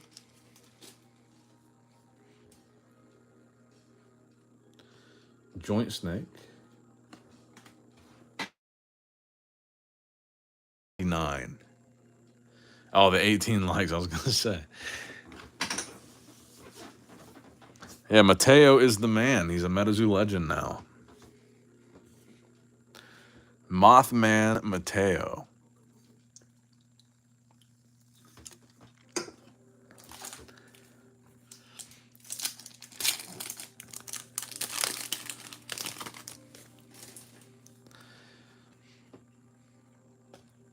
Tizharok. Thank you, Greg, for also linking my Instagram there. Trying to see if Nick can pull the third one. Hopefully, man. Hopefully. Got a Bunny Man refractor.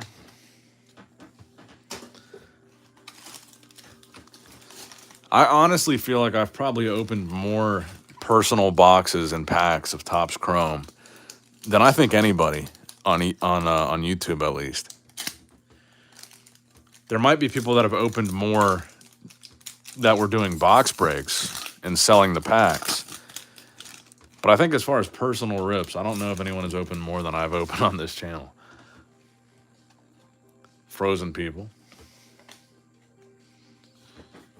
We're definitely in the hundreds of blaster boxes that we've opened, and probably we're definitely 50 plus hobby boxes.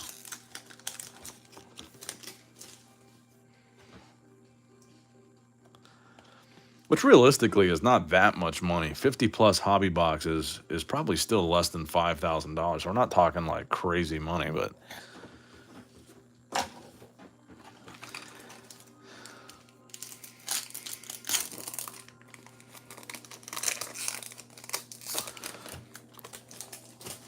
Mr. Sly, is your real name Indigo? You collect Japanese Pokemon. I actually do. I've got a set over here. I've been opening some 151. I might open some. I might finish this box on stream tonight. I've got like half a box still to go. I haven't pulled the Charizard, the Charmander, or the Charmeleon yet, but I have pulled 2 of the alternate art Squirtles for my buddy Zach. Zach's pissed at me right now because I bought him a box for his birthday, and I got bored last night, and I cracked his box for him. And I said, I'll just send your hits to PSA for you.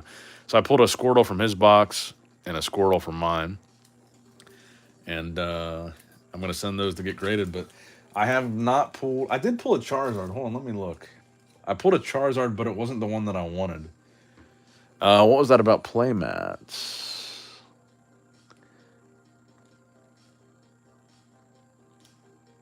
Nick, if you maybe have seen, I made like 2 playmats for Argos. Oh, you did?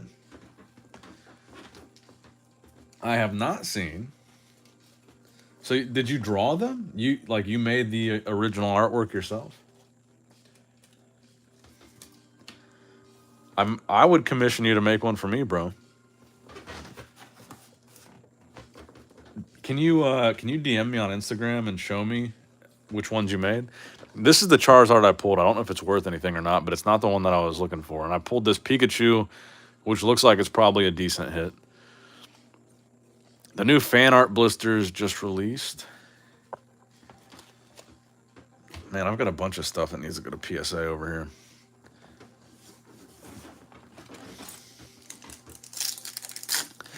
I'll have to look, Mr. Sly. I don't think I've seen any of Argos's recent playmats.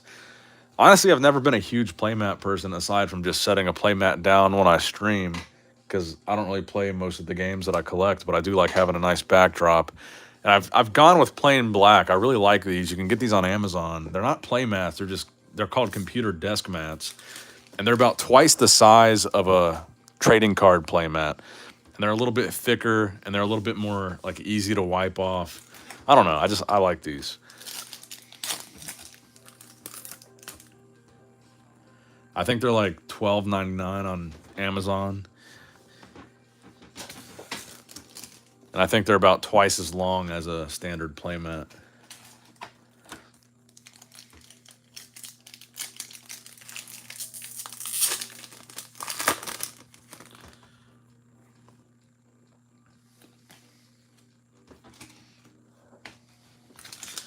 Yeah, I might crack the rest of that 151 at the end of this stream tonight.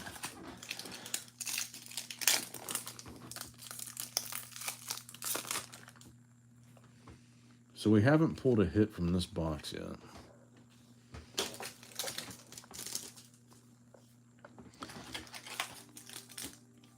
And then probably after this stream, I'll probably spend the rest of the night organizing all these refractors and putting them into a binder. I need to sell some binders of refractors on eBay.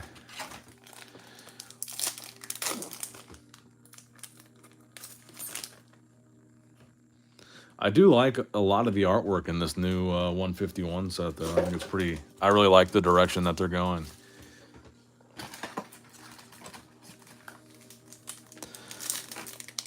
Some of these alt art secret rares are, I think, really cool, and I really like what they the design direction they've gone. Okay, so I've got something here. Cryptid Cam. Is it regular? It is regular. A regular, non-serialized Metal Man of Alabama. I need to see a God pack, says Fresh Tats. You talking about 151 or are there God packs in Chrome? I've never pulled a Chrome God pack. That'd be pretty cool, even if you just got a God pack from Chrome that was all refractors.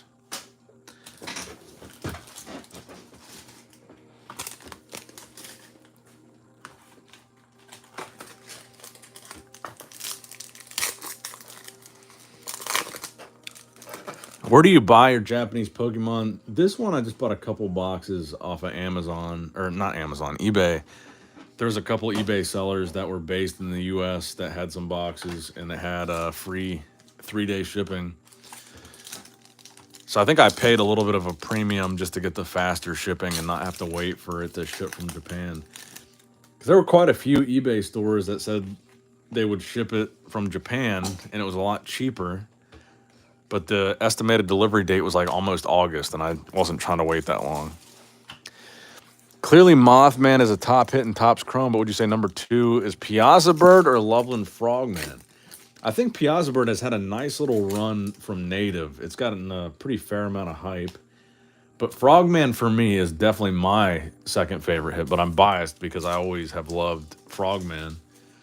I think maybe people might prefer Piazza to Frogman in general. All right, last pack magic, and I don't think we pulled a serialized card from this particular box. This might be our first stinky dud box. I do really like Piazza too. I'm just not really a Piazza collector. The only 2 cards from Metazoo that I really chase down like every variant of or every version of that I can get my hands on are Frogman and Mothman. Like when Metazoo releases a product like the skateboards or the Dimac rugs, the cards that I'm looking for are just Mothman and Frogman. I really do like the Revive Babe the Blue Ox. And I do like the original Cryptid Nation first edition Babe the Blue Ox. I think it's got a really nice, just the amount of hollow that's on that card I think looks really good. Dogecoin is up 5% in the last 22 hours. My phone just notified me. Piazza and Indrid Cold are my 2 chases. That's an interesting chase to have, Indrid Cold. And probably a pretty decent one as far as affordability, too. So that's probably good for you. It's probably a little bit more of an obscure character. Never order a Topps pack from Toy Wiz. Why do you say that? All right, so we have, 7 boxes left. So we're almost at the halfway point. Well, I guess 8 boxes, including this box that we just ripped. I know you always say buy the dip. I bought a Piazza Bird regular numbered out of 50 for 6. Ooh, that's pretty good. That's a pretty good deal. Alt art out of 50 for 68. Those are some pretty good prices, man.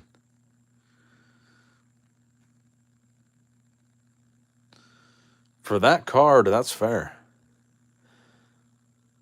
Yeah, they barely use him, and I think he dies when defeated in the Metazoo story, and he's the first villain.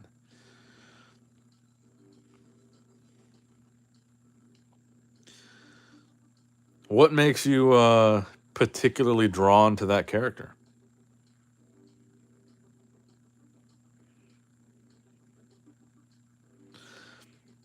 And thank you, by the way, Greg. I just got your DM. Tattoos by Lori Murray. I'm about to give her a follow. I'll follow her on both accounts here. And on the plus side, whatever Pokemon tattoos I do decide to get, you guys will definitely be the first to see them because I'll be streaming and it'll probably be on my forearm.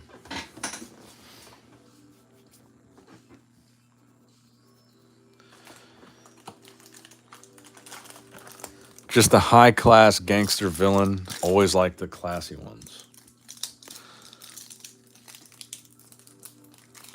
So what is the... I haven't really read much of the Metazoo lore, but like in the Mothman Prophecies movie, Indrid Cold is like the human form of Mothman. So in the Metazoo storyline, isn't Indrid Cold like the equivalent of Mothman's trainer? Because Mothman's a bad guy. Isn't Mothman technically a bad... Oh, there we go. Nice, Mothman Refractor. Isn't Mothman technically a bad guy in the storyline?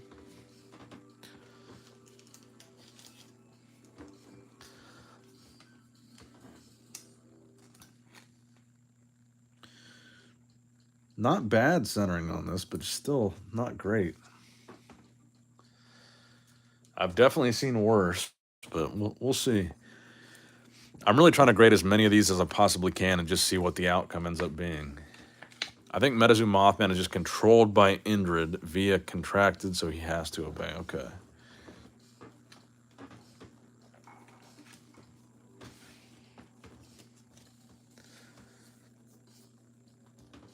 So is the Metazoo, like the Metazoo storyline in the comic books, is that completely Mike's ideas and that whole storyline is something that he came up with? Or is any of that like based in any of the actual lore?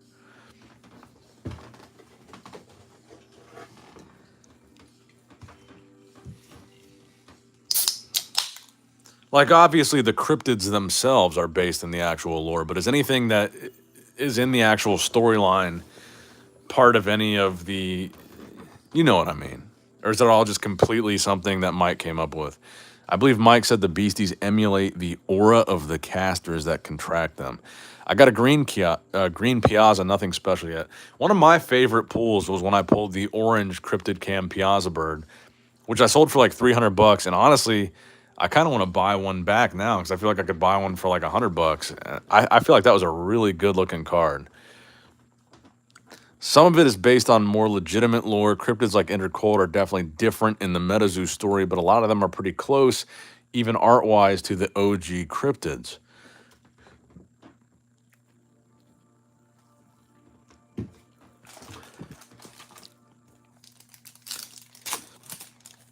I don't know why when I'm streaming... Ooh, we got something gold here. When I'm streaming, my computer likes to just go black and stop working for a couple seconds and come back on. Metazoo Battles, which looks like a Quetzalcoatlus, I think, versus a Tizharuk. Nice hit. 40 out of 50, okay. That will probably be one that goes on eBay. Like I said, really when I'm going through these Topps Chrome boxes, I'm looking for anything Mothman, anything Frogman. And as far as keeping anything else, I might keep a 1 of 1 of just any random cryptid just because it's a 1 of 1. And I think Piazza Bird is probably my third favorite. I really do like that cryptid cam. I think the numbered out of 5 Piazza Bird cryptid cam looks really sick too. Thank you again, Greg. So honestly, I probably would say that Piazza might be my third favorite as far as if I'm going to keep a card that I pull tonight. Especially that cryptid cam, I think is a really clean card.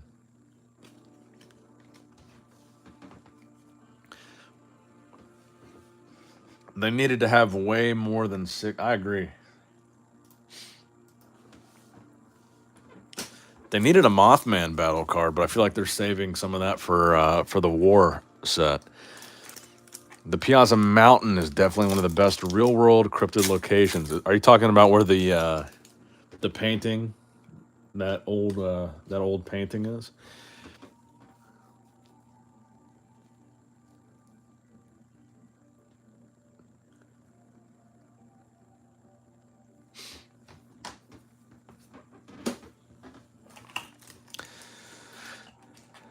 One you pull or cut tonight, can't leave cut out.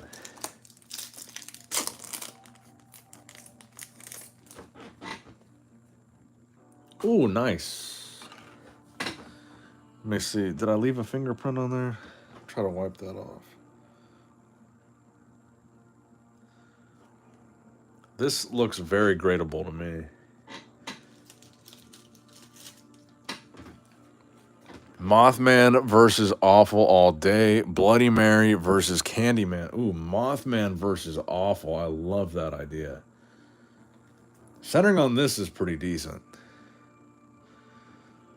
A Mothman versus Awful card would be sick. Honestly, from Wilderness, it was between Snipe and Awful for my favorite two cards. And I think Awful just because the aesthetic so closely resembled Mothman. I really like the black, just any of the black cards with a red border, I feel like just look really good. And then when the character themselves has kind of like a dark theme, I just thought it was a really good looking card.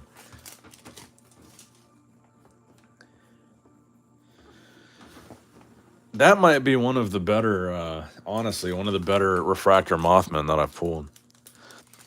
And I think it's going to be, I think people are going to be surprised because I think it is going to be hard, or at least relatively hard, to get a 10 for these Refractor Mothman because the centering seems so consistently bad.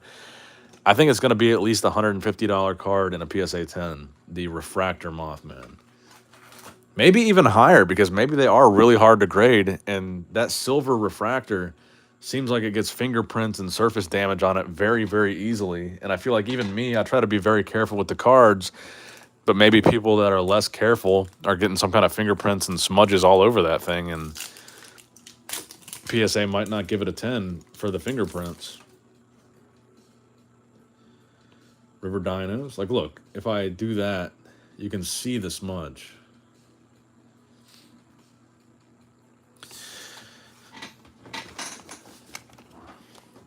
But I think people are going to be surprised by how hard it actually is to grade a 10.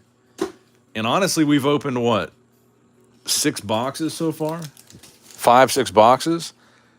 And out of those, we only pulled one regular art refractor moth. So they're really not that common to pull. And I'm surprised how low priced they are on eBay. If you just want to buy a single refractor Mothman, you can probably get one for 10 to 20 bucks.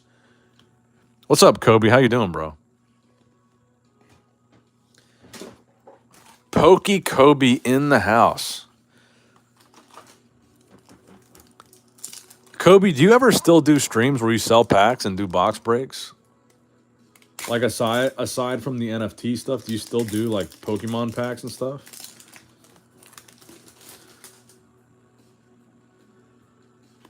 I gotta swing by the channel and participate in one if you still do it, just for old time's sake.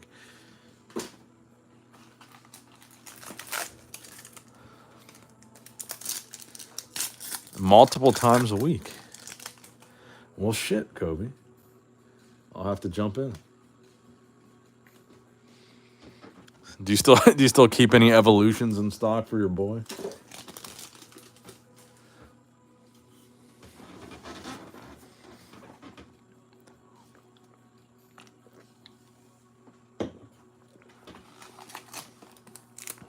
Thank you, Greg.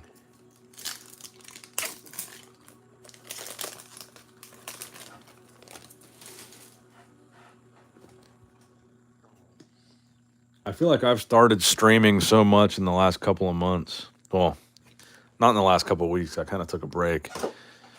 But I kind of stopped watching other streams of anything altogether because I stream so much now. I don't really watch as many like 3-hour plus streams of other people's. My latest pack battle had 3. Oh, nice. Base set packs. Sweet. Yeah, me and Chris will have to jump in on one of the next streams.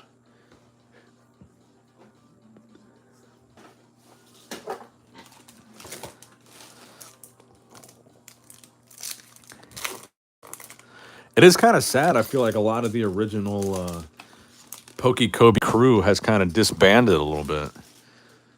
I don't see the familiar names as often as I... Ooh, nice, a Death Beam.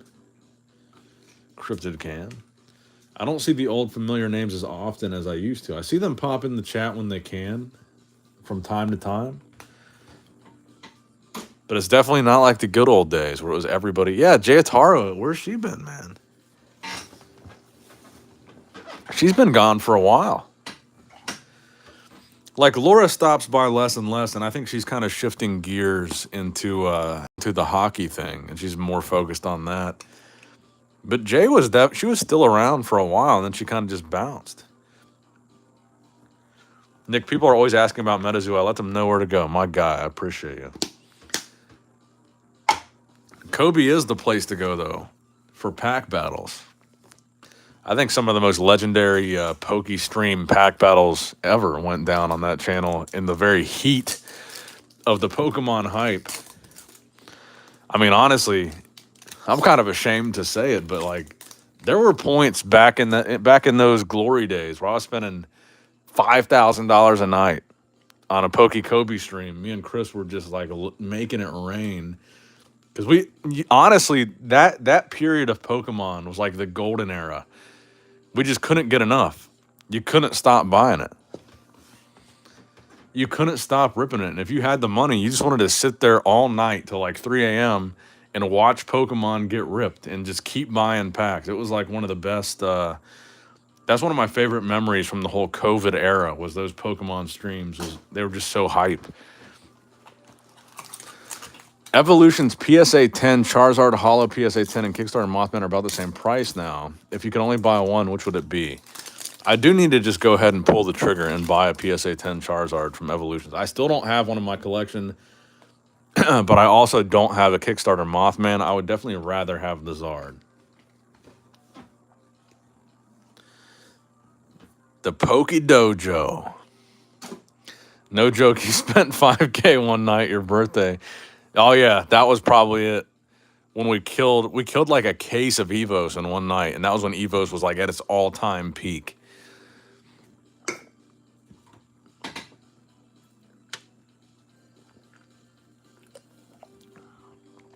But we were just talking about crypto, and that was also a period where I was making a good amount of money back on crypto. And I didn't anticipate that in the long run I would lose money. But at the time, I think I had just made a pretty good amount off the old Dogecoin. Those were the good old days. That was wild. I miss those days, man. I was so sad to see like when Cards and Cars stopped streaming. I really like stopping by his streams too. We kind of had like a rotation. He would go on like earlier in the night, stop by his stream. Then when he would put Raiden to bed, we'd go to Pokey Kobe's stream, kind of just bounce back and forth. And it'd be like the same crew of people watching both streams.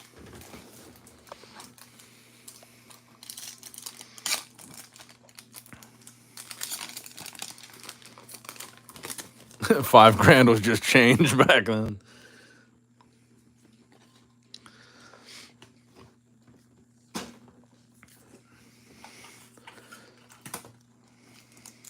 Yep, that was one of the big runs that I made some good money. Was that 75-cent run when Musk went on SNL.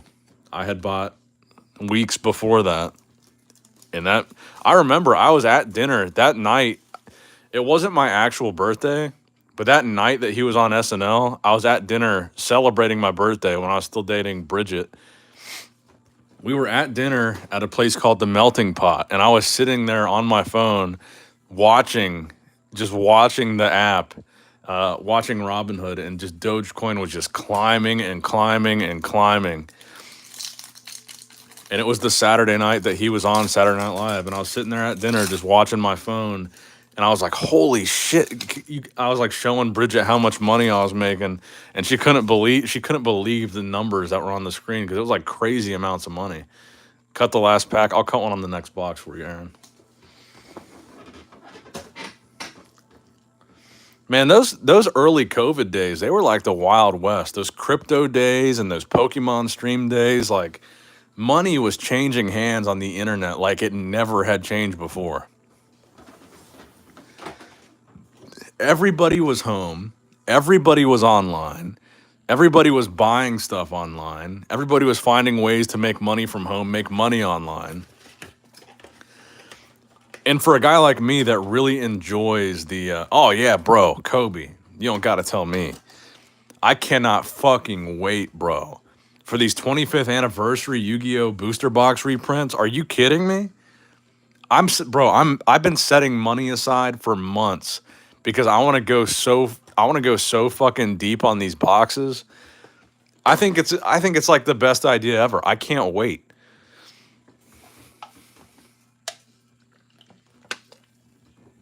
And the pull rates on those new 25th anniversary legendary collections, mint. You get one, I swear, I don't know if you've opened very many of them, Kobe, but I swear every little legendary collection box, there's one major hit out of every box. You get like a secret rare or a really good ultra rare from one of the really good classic sets every box.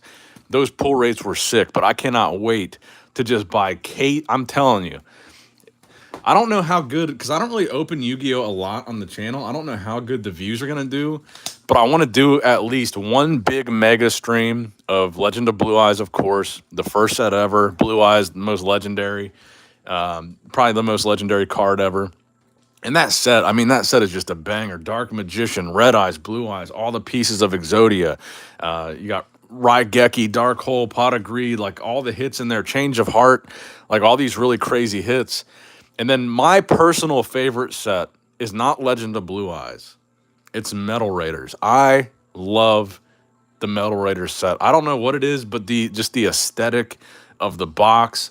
Black Skull Dragon, that box just looks so sick to me. And I remember seeing those packs in the stores on the blister pack with that Black Skull Dragon on there, man. That artwork in particular just spoke to me. And that was the set that I loved the most. I've got a poster upstairs in my guest bedroom of the not the Legend of Blue Eyes, but the Metal Raiders release in 2002. The release event poster that they would hang up at like GameStop or wherever. That was the set that I really like. Gate Guardian. Oh, bro, I've got so many great. Honestly, that's the surprising thing for me is Yu-Gi-Oh was what I was way more into like later in elementary school and middle school. I was more heavily into Yu-Gi-Oh. I played it as a kid and Jinzo was my favorite fucking card. That secret rare Jinzo from Pharaoh's Servant, I believe it was. I had one of those and I kept it in my cubby. I didn't have a locker. I had a cubby in elementary school. And it got stolen out of that cubby. And I remember crying for nights that my deck of cards with my Jinzo in it got stolen. And I bought those legendary collections were so clutch. I really didn't buy that many of them. I pulled 3 secret rare Pharaoh Servant Jinzos from those legendary collections. They're all sitting at PSA right now. I pulled a Black Skull Dragon. I pulled 2 Gate Guardians. I pulled a Red Eyes. I pulled a Head of Exodia. I didn't pull any Blue Eyes from the LOB though. But I was just pulling such crazy hits. It was like good enough hit rates that you didn't feel like you were getting too many hits. You didn't feel like it was too easy because you really only got one random hit from one random set. So it was still kind of difficult. But you were getting enough hits that it was like really fucking fun to open.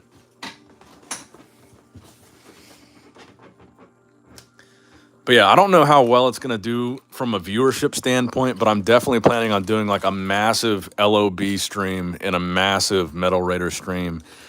And maybe some Pharaoh Servant just for the Jinzo's sake. But Metal Raiders is one of my most nostalgic favorite sets. And I think right now, Metal Raiders is one of the cheapest reprint boxes. I think LOB right now, a lot of the pre-orders are going for like $100 or more. But I've seen some Metal Raiders, maybe it's even cheaper now because I haven't looked in a couple weeks, but I've seen some Metal Raiders pre-sales for like $79.99 a booster box. It's so, like, it's really affordable. And it's going to be such a fun set, dude. I mean, you know it's going to be awesome. And I don't know if you guys went on and bought any of the Kaiba briefcases, but I pre-ordered 3 of the English version of the 25th anniversary Kaiba briefcase because the main thing that is like super clutch with those is it's the same secret rare holo foil that's on the DDS Blue Eyes, which is, I think, the most beautiful card that has ever existed in the history of Yu-Gi-Oh! Is the DDS Game Boy game Blue Eyes White Dragon. That secret rare is like one of the most beautiful cards I think across any game has ever existed, and they're reprinting. Well, they're not reprinting because it's like the anime artwork of the card, but every Blue Eyes in that Kaiba briefcase is that DDS secret rare, and it's the SDK Blue Eyes artwork. They're gonna be beautiful, but it's gonna be in the anime style, like the way that the layout of the card is. So it's not gonna be a playable card. It's gonna be like how it looked in the TV show. I think that set is gonna be incredible.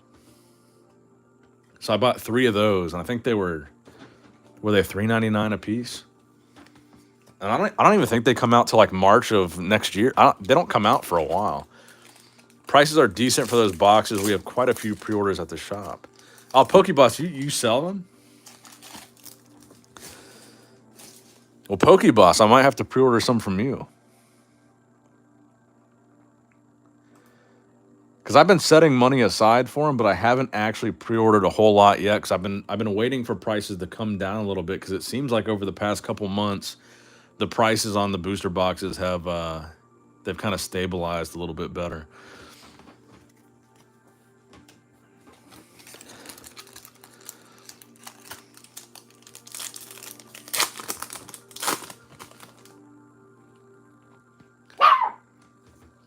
Beans, chill out.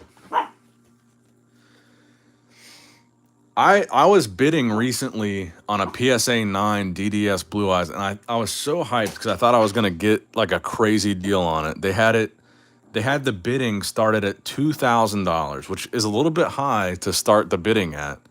And it had 23 hours left, 0 bids. I bid $2,005. I thought for sure, if no one has bid yet, I'm gonna win this card because they started the bidding so high, and then eventually it got up to like $3,500, and I didn't end up bidding past that. But I thought for sure I was gonna get one for $2,000, which would have been a great steal. I really can't justify the PSA 10 because the PSA 10 DDS Blue Eyes is going for like, I don't even think they're going for as cheap as 10,000. I think they're closer to 15 right now. And there's so many cards that I want to buy that are like more of a big spend that I still need to add to my collection that I want to buy before I get to the DDS Blue Eyes. Like I said, I still don't even have a Kickstarter Mothman. I've got all these Mothman back there. That whole Mothman, I've got almost 2 rows of Mothman PSA 10s. I don't even have a Kickstarter Mothman, which now you can get for like $1,500. I've got 2 rows of Charizards, and I still don't have the Evolutions Charizard in a 10, which you can get for like $1,500. So those are kind of 2 priority pieces that I need to get. But I've always been really big on trying to grade them myself. I like to have these cards that I seek, knowing that I pulled it myself and graded it myself. But at this point, the prices are getting so reasonable for the Evolution Zard, which at one point, during this era that we're talking about with Kobe, at one point was a $10,000 card. It was selling for $10,000. It wasn't listed for $10,000. In the peak Pokemon mania of 2020, the Evolution Zard was selling for $10,000. And the fact that it's come down as far as it has, it's like, it's not for lack of rarity, because it still is really, really hard to grade a PSA 10 Zard from Evolutions. The quality control sucked. It's a hard card to grade. It's a very scarce population of PSA 10 Zards, especially compared to the population of 9s. So the fact that the price has come down as much as it has, I think is actually pretty reasonable, considering the card is the most iconic card in Pokemon. It was the first major reprint besides base set 2. And it's just an awesome card.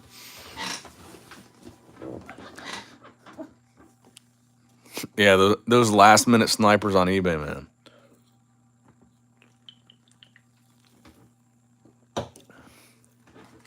What's your store called, Pokeboss? Just drop a link in the chat and I'll check it out. The Japanese market is flying. Yeah, a lot of people are excited about this 151 set.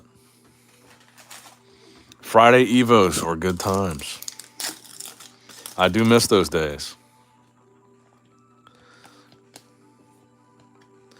It's just like the price of an Evo's box hasn't come down enough to justify buying them because the singles prices have totally crashed on those Evo's boxes. And back when I was buying them for $1,000 a box every week, you could grade a lot of those singles and easily get $150, $200 for PSA 10s of like a lot of the hits in that box. Hell, you could sell a lot of those cards raw for 50, 60, 75 bucks. That Mewtwo, the Blastoise, even the Venusaur, the Mega Venusaur EX. Beans. You could look at him. He's starting to wake up now. He's recovering well. Beans. Stop. Chill out. He's been doing that shit all day, just barking at nothing. But yeah, back when I was buying those Evo's boxes, Beans, come here. You want to sit in my lap? You can't bark, okay? It's too high pitched. It's a little too crazy. Stop. Stop. I love Beans. He's just he's a menace to the he's a menace to the stream. He's barking at absolutely nothing. I think he had a bad dream or something, because he just woke up out of nowhere and started going ham. But anyway, back when I was buying those Evos boxes for $1,000 a box, you could sell a lot of those cards raw and get a pretty good amount of value back and still pull a Charizard and a reverse Charizard, send them off to get graded. And back then, I remember, back then you could sell a PSA 9 of the full holo Charizard, the original art, for like 500 bucks. Now they're going for like, I think they're going for less than 100. But anyway, the price of the boxes hasn't really dropped that much. They're still like $600-700 a box, and the value in the singles is just not there.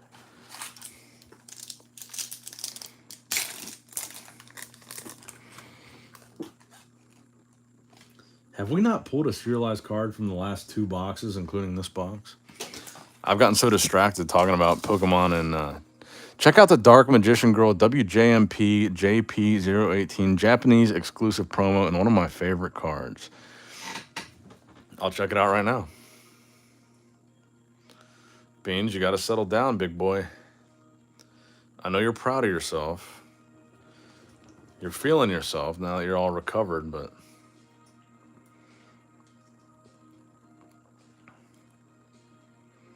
oh yeah, bro. That's nice. For sure. I feel you there. That's a nice looking card.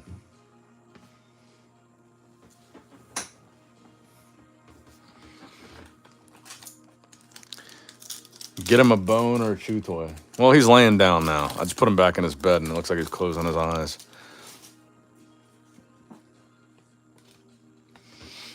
Sometimes he does have bad dreams and he just wakes up in the middle of it and starts barking like he's still in the dream. And he's growling at me over here.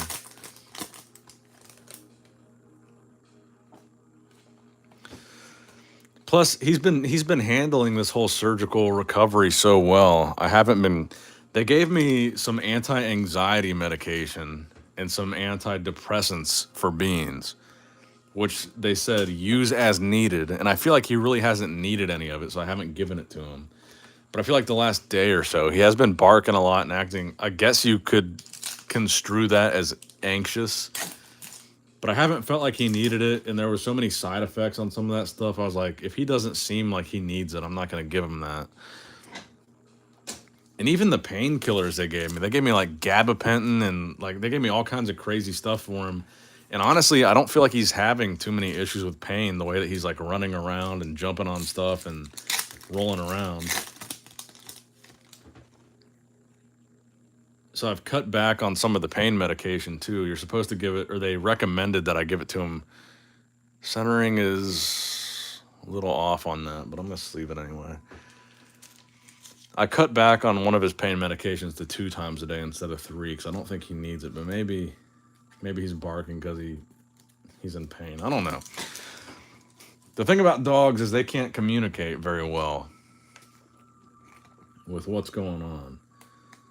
But the way he's been acting for like the last couple days certainly doesn't seem like he's in very much pain. The way he's running around and rolling and all that shit. He wants those drugs. It is 1 o'clock, and that's typically when he's and the past couple days he was really good about it at first, taking his medicine. The past couple days he's been really stubborn and fighting the medicine and turning his head and burying his face and like not letting me get in there and give him the syringe. The past couple days he's been really fighting the medicine. Stop it. There's literally nothing to bark at. Beans had, we found out he had a liver shunt. So they had to go in and put what's called a constrictor, which is going to basically slowly constrict the shunt and then kind of kill it off, I guess. But the surgery went fantastic. It was like best case scenario. The liver shunt was like the most operable, like it was like the best case scenario all around. And he's recovering very well. All the tests came back and said we detected the shunt early enough that there's no measurable damage to his liver at all. And it seems like we caught this thing early enough that he's going to be okay.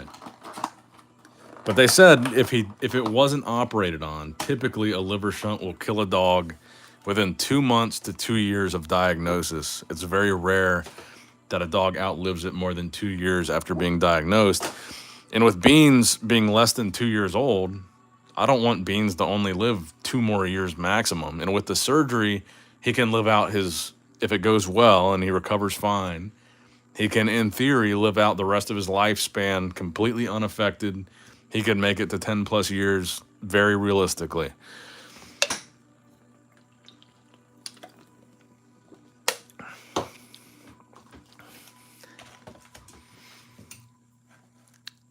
Did your dad's dog have surgery?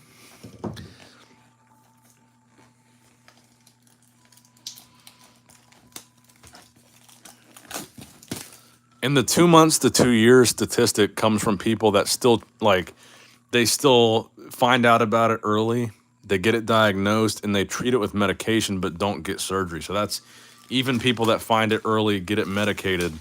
It's still 2 months to 2 years. Because the medication is a lot cheaper and a lot more, I think, common of a route than the surgery.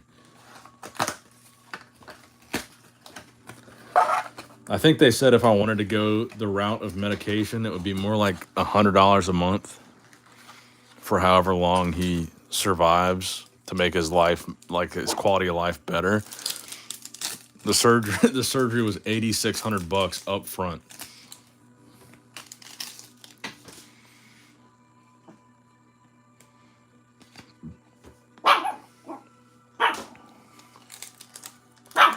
Yeah, funny enough, his name was Beans too. Cody Beans. He was a little poodle. Yep. It's typically an issue with small dogs. We just had to put down our 15-year-old black lab. I'm sorry to hear that, bro. You know, fortunately or unfortunately, I've never had to put down a dog. My last dog that died, he died in my bed from a seizure. But I feel like putting down a dog would be even harder mentally. Like the place that we went to for Beans' surgery, that's one of the things they did a lot of is they specialize in like end of life care, putting dogs down. And while I was sitting there in the waiting room, I watched a lady bring in her, I guess it was a Rottweiler, to be put down.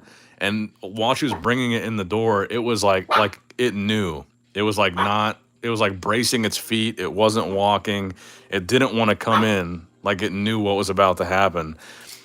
And I feel like taking a dog to get it put down would be even emotionally harder, knowing that you're taking your dog to a place, even though it's for the best and it's not gonna suffer anymore, it's not gonna be in pain, but knowing that your dog that trusts you you're taking it to a place to essentially be killed would be brutal.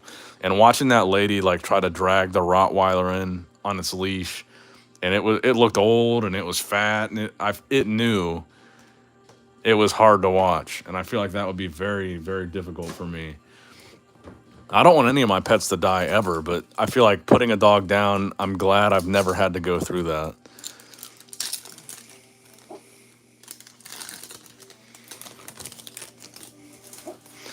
Yeah, I always think that's really sweet, the places that do the paw prints. The last place when Rufus died, I took him to the vet because I didn't know. I was like, maybe they can revive him. I don't know. I took him there, and they gave me the ink paw prints. They didn't give me the clay. But when we got in the car and started heading to the emergency vet, he was still alive, but he was like breathing very labored and had just had like a massive seizure. And then on the way there, he had like another seizure and he stopped breathing. And by the time we got there, he was definitely gone.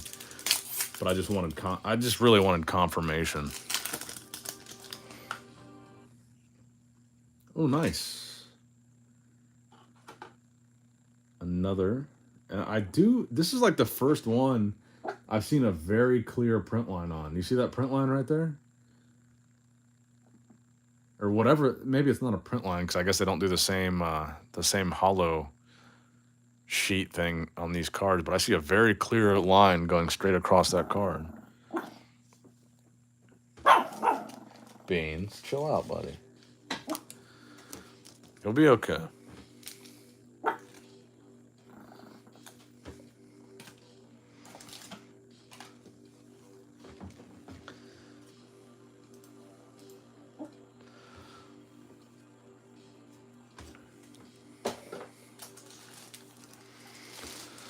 I had to put down 2 of my dogs this year, my 16-year-old German Shepherd and my 12-year-old Blue Pit Griffin. It's rough, man. I'm sorry to hear that, bro. At least they lived relatively long lives. 12 is a pretty good life for a pit bull, right? In 16 years, I mean, even for a German Shepherd, I think is pretty. That's pretty good numbers there.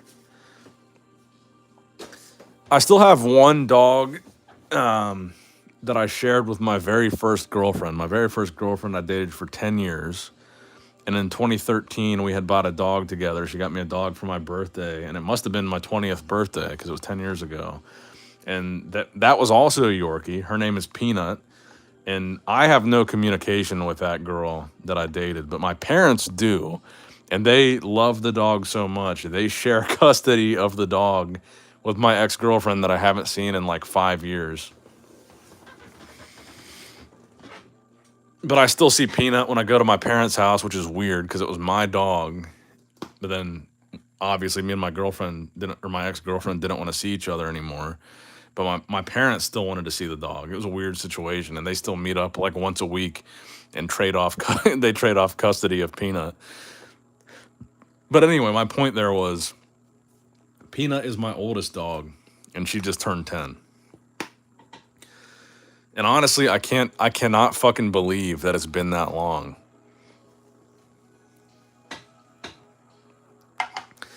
It's crazy how fast time goes by, man. And honestly, for a Yorkie, 10 is pretty good, and she's totally healthy, never had a single health issue. Nothing is wrong with her. She still runs around like a puppy. She's doing very well for a 10-year-old Yorkie. The only thing that she's had wrong with her, she's lost a couple teeth, but I think with small dogs that get old, that's a pretty common occurrence.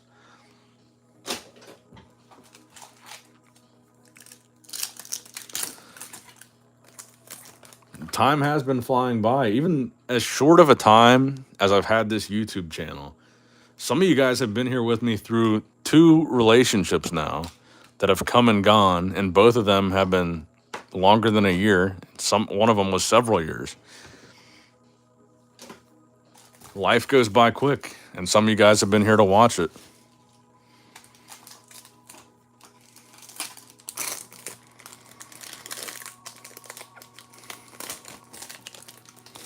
And some of you guys have been here since I wasn't even in this house. And I was in a different room, in a different house, in a different city, streaming from a townhouse office on a different desk and a whole different setup. I've already been moved out of that townhouse for 2 years. But that was the place where I was streaming every week. Oh, nice. Mothman. Centering's a little off from left to right. Still going to sleeve it up. Or when you got the bear.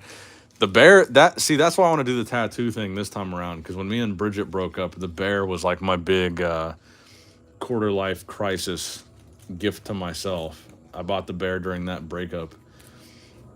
I think this time it's going to be some new tattoos. Beans. We live kind of close to an airport out here. So every time Beans sees a plane, he like loses his mind. I'm not still in my current relationship.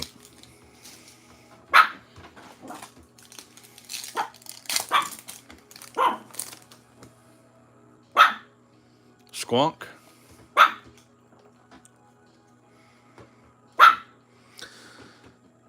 Definitely, bro. I'm going to be, I don't know if Chris is still watching. I guess I shouldn't really say. But I'm definitely going to be in Texas in the near future for Chris.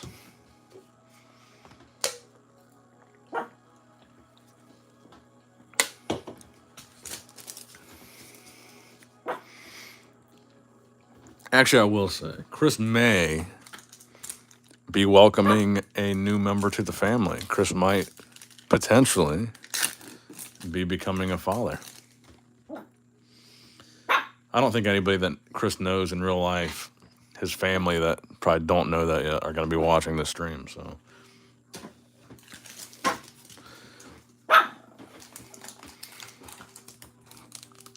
hypothetically, my phone call with Chris today was telling me that news.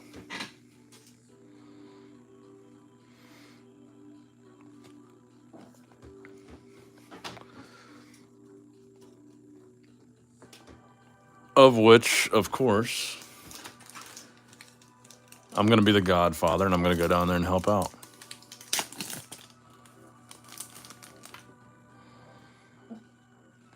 We haven't had a serialized card in a minute. But yeah, I think I can safely make Chris's announcement here because I don't think anybody he knows will be watching this.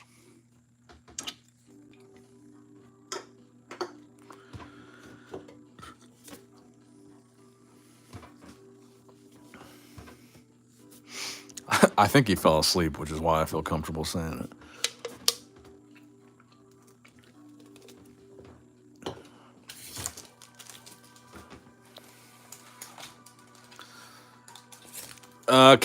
Katy, Texas.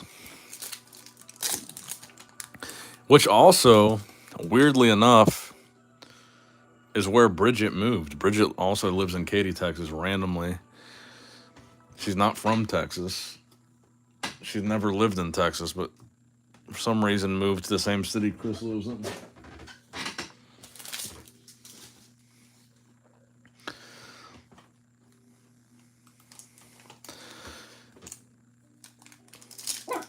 Oh, wait, is Chris in the chat?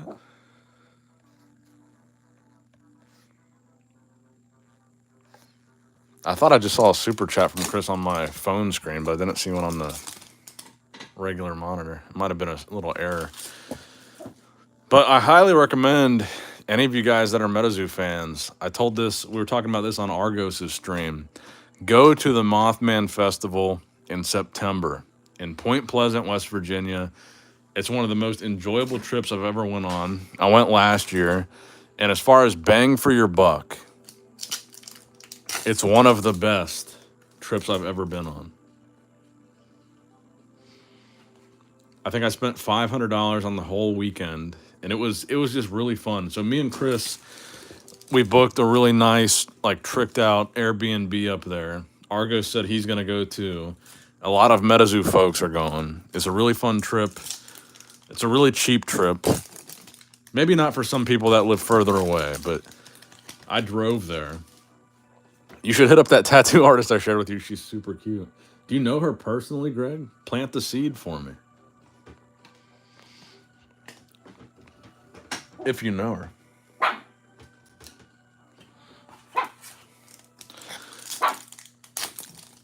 Realistically, I'll probably try not to date anybody else for a while.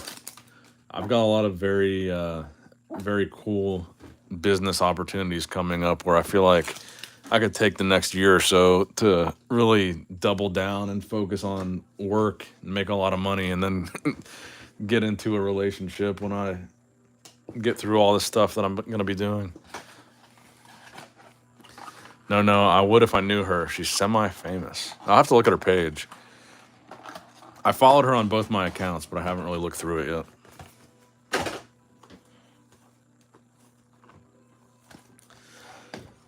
But I think now will be a really good time with being single and having more free time to just really double down on work and try to make as much money as possible in the next like year or so. Because what like every girl that I've dated since I started doing YouTube full time doesn't really understand is like part of the nature of the job, even though from the outside looking in, it might seem like, oh, you're a YouTuber. You got a really easy gig where you make a lot of money. I don't think they understand that the nature of the job really requires me to be home and just at the computer, ready to make especially with the bodybuilding channel where it's like news and current events.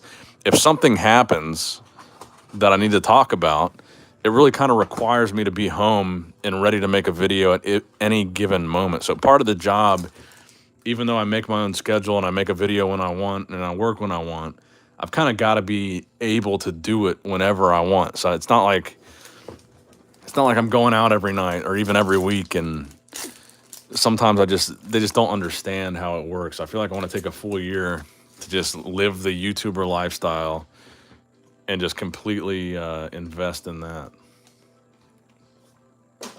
Because when you date someone, they're constantly wanting to go out, they're constantly wanting to do things, they're constantly understandably, it's not a bad thing, but they're constantly wanting to spend time together. They're like, can't you do that later? You can work anytime, you can make a video anytime, can't you do this with me, do that with me, and why don't you not work tonight? And I feel like I want to take like a whole year of no distractions and just see how hard I can work.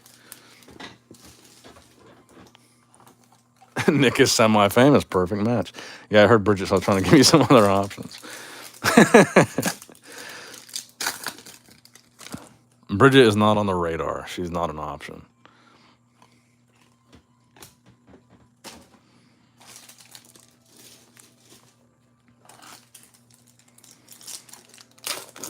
I will say though, it does give me a little bit of FOMO, seeing all my close friends have babies and get married, especially if this actually happens for him.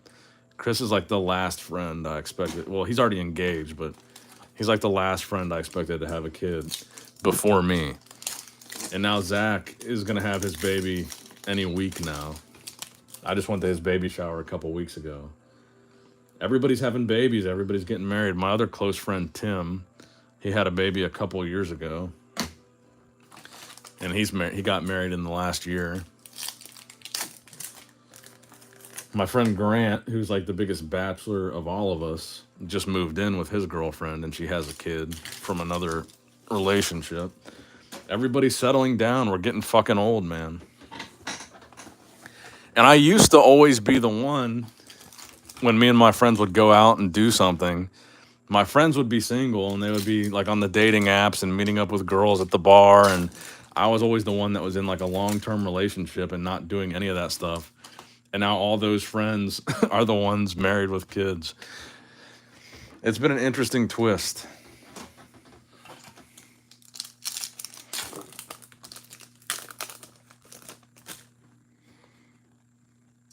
Puckwudgie.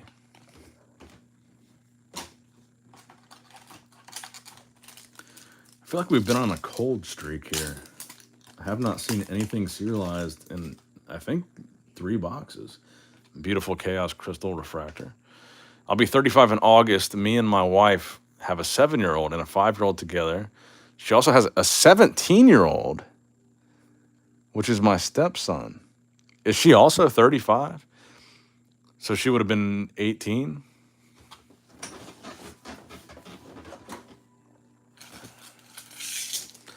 Aaron really wants me to cut a pack. Let's see. All right, Aaron Scott.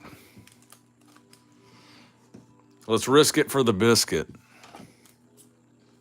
We're cutting it.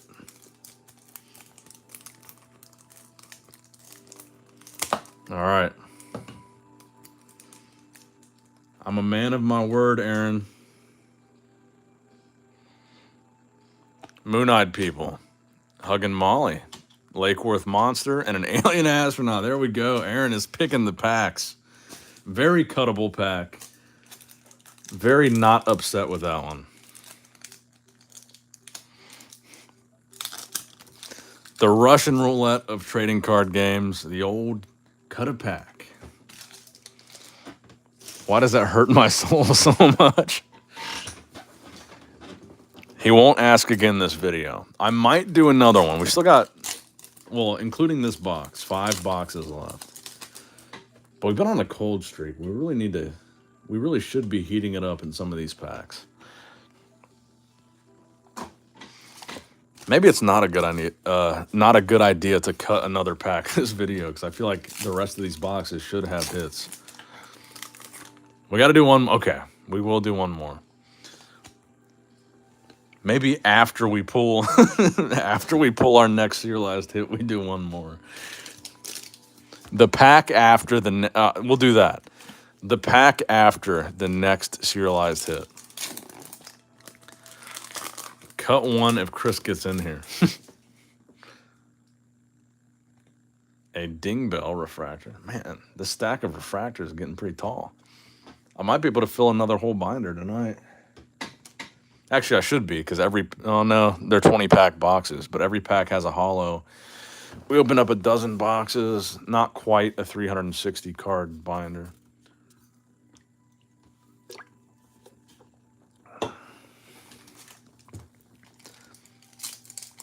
I think it's been 3 in a row.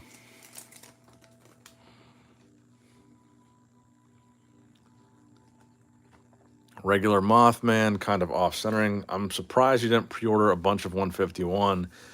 It's basically what Evolution's wished. I've only bought 2 boxes so far. And I haven't watched any videos yet of people opening it. I wanted to open a couple myself and just kind of see what the vibe was.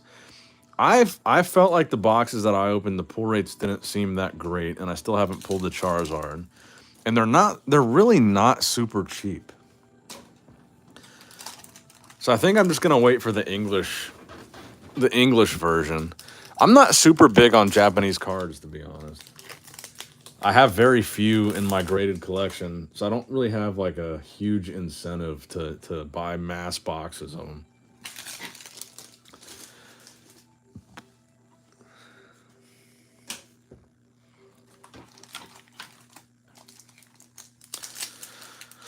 What's the best pull so far tonight, Nick? I still think maybe that Chaos Crystal Cryptid Cam, the numbered out of 99. Or at least that was my favorite pull so far. Maybe the most valuable. We did pull a gold battle card, which might be comparable in value.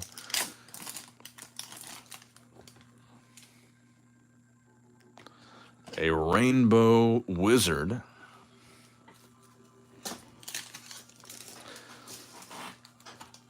Me either. I can't even read Japanese. Why would I want to buy it if I can't even read the cards? That's how I feel. I think the only Japanese cards that I have in my graded collection are from the 20th anniversary Japanese Pokemon set. And it's just Japanese Charizards. I'm looking at my wall right now. I might have a Japanese Yu-Gi-Oh card or two. Oh, I am grading I did buy a couple of the Japanese Kaiba briefcase blue eyes, and I'm grading those. I'm going to be keeping those in my collection, or at least keeping the 10s. Let me see if I have those sitting over here or not. Trying to see what I got in this stack. I do really like these quarter-century rares from the new 25th anniversary set. Phil Heath. Where are those? That's a Charizard. Where are the blue eyes? Did I already put them in a box for PSA? I might have already logged them. Oh, wait, there's more cards over here. No, those aren't them. Am I tripping?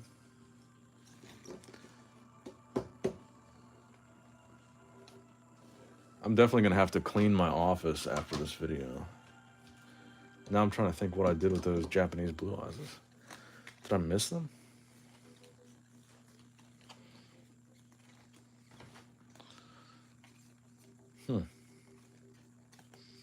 They're somewhere around here. I might have already submitted them. I might have already logged, like I might have already typed them into the PSA submission and loaded them into the shipping box. Honestly, don't remember. I've been shipping so much stuff to PSA lately.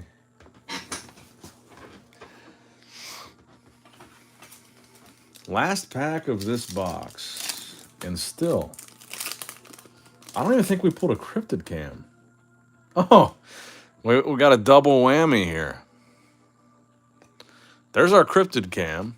And of course, it's a squonk. At least we got a serialized card. Oh, well. It's at 585 right now with 6 days to go. What's at 5? The Erica card. Nice, bro. The one that you're selling is going for 585. That's insane.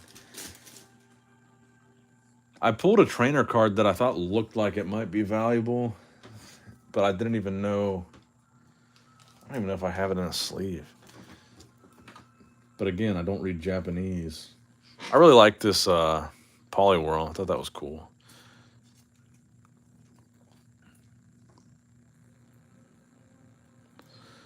I don't even have it in this pile over here. I pulled a trainer card that I thought looked cool. It wasn't Erica. It was I think it was a male trainer. I got a lot of shit that I gotta look through over here. All right, 4 boxes remaining, so we're 2/3 of the way through. Remember, you had a bunch of cards at Beckett for a long time, and you didn't think they'd make it back. I've got everything back from Beckett now. But I canceled my Beckett and my CGC memberships. I don't grade with either of them anymore. I'm a PSA boy. Now that PSA is back with the bulk tier and the value tier, and they've got reasonable prices and a decent turnaround time, I'm more than content with my PSA slabs. I'd recommend buying the Charizard set over the box. You can get all 3 for under price. See, honestly, I didn't even know there was a Charizard set, so I might have to do that. I bought 2 sets so far and a ton of Blastoise Altards. But is there a Charizard that you can't pull from the Charizard set that you can pull from the booster box? Or is it just the same, that alternate art Charizard of the flying Charizard? Is that just the only one? I've tried not to watch any videos of people opening it yet because I wanted to be surprised as I opened it myself. Piazza Bird.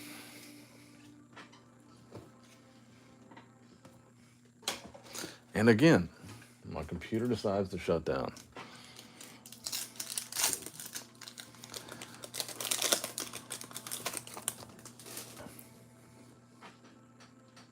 Bigfoot.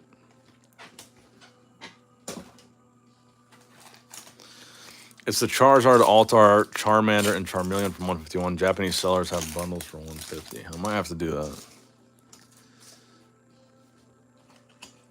Because that's cheaper than a box now, right?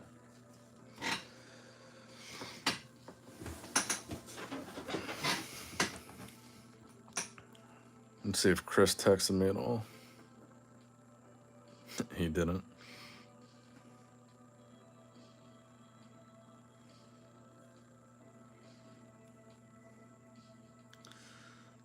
Tattoos by Laura Marie.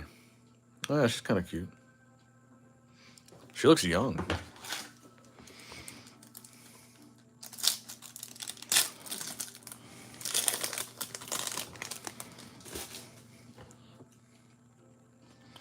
There we go. Another Mothman refractor. Not too bad on the centering.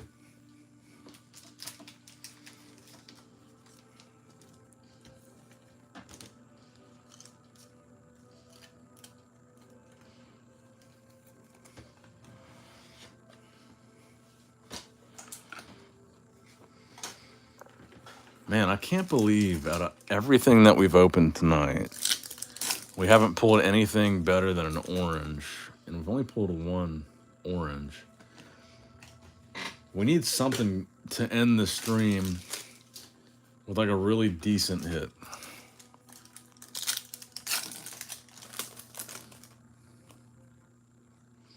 Ding bell. We've got to do better.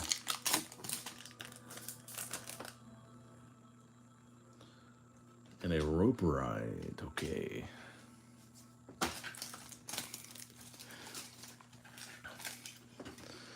$151 is a lot of fun to open, but the prices people are charging is robbery. I feel like you should have pulled more blacks just in general out of all the openings. I agree. Cannot disagree with you there. I still can't believe that out of everything that I've opened, I have never pulled any serialized Mothman myself. I've pulled a serialized version of pretty much every other big hit. Chessie I've pulled. Piazza Bird, I pulled multiple serialized Piazza Bird. I pulled serialized Bigfoot. I pulled the One of One Babe. I pulled a serialized Fresno Nightcrawlers. I pulled, anything I can think of, I've pulled in the serialized version at this point. Whether it was a 99, a 50, or a 24. Just no Mothman. I pulled a serialized Frogman before myself. I pulled a couple myself, actually.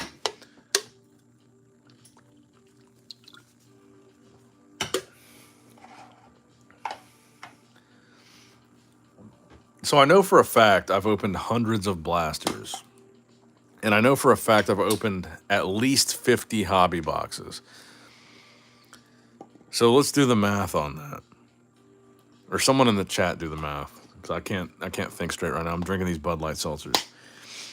Let's just say 50 hobby boxes, even though it's more than that. And let's just say 100, let's say 150 blasters, because that's probably more realistic. How many packs is that? 4 packs of blaster times 150, 20 packs a hobby box times 50.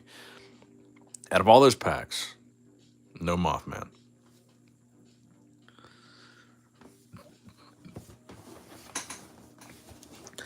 Yeah, and I pulled Quetzalcoatlus. I pulled multiple different serialized Quetzas. I'm drinking Bud Light seltzers, my guy. So all the other gold rare hits that people do like, I've pulled multiple versions. Chaos Crystal, we were just talking about that. Chaos Crystal, I pulled 3 different serialized refractors. But for some reason, the Mothman escapes me. Chris pulled one on stream, a green cryptid cam on this stream. I think it was on the birthday stream.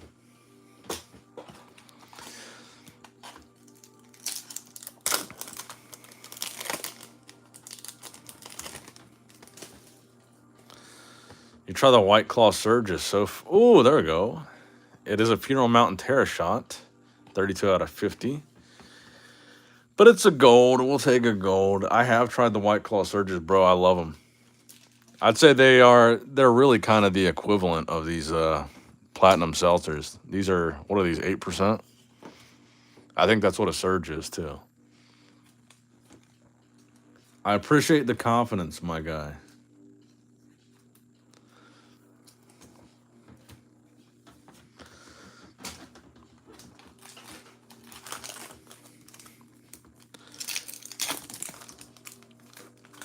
In any case, though, I've still got a couple more hobby boxes coming. I've got a handful of blasters coming, so we can still do a smaller scale stream probably this weekend. We still got a chance at something else. And honestly, these cases of hobby boxes are getting more and more affordable. You can get them pretty regularly for under $700 a case, which is pretty damn good. If you want to just rip a bunch of chrome to get that many hobby boxes, 8 hobby boxes for $700 a case. Oh, Greg came up with a number, by the way, 1,600 packs. And I think that's like a minimum. That's like the minimum. Because I know I've opened more than 50 hobby boxes. Honestly, I might have bought close to 10 cases of hobby boxes if I haven't bought more than 10.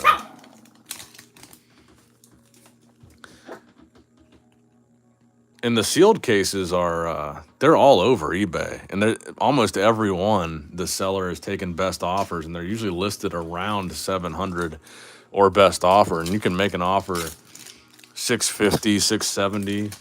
You might catch a bite. I guess Beans had another bad dream.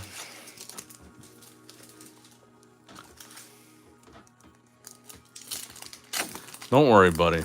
We're almost done. I'll give you your medicine right after this.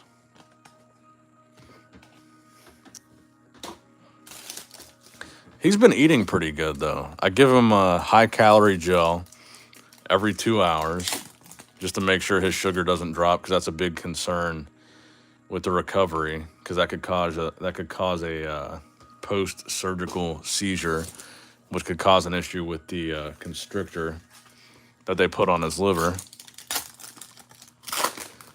I don't think we pulled a cryptid cam from this. Oh, there it is. Death Beam. So I give him the gel every 2 hours, but he ate some eggs and bacon today. He ate some Cheerios. He ate some kibble. He's had a pretty strong appetite.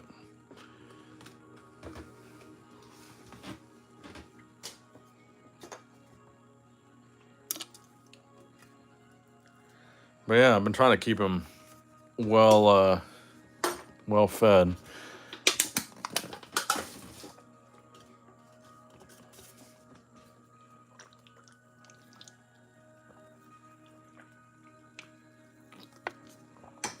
They said that was really the biggest concern with his recovery, is he's on so many medications that his appetite might be affected. And really, just because he's so small, honestly, the sheer volume of liquid of the medication that I give him, it's a lot. I mean, for him, for his small body to fill, I'll show you the syringe. I mean, this is a 1 milliliter syringe.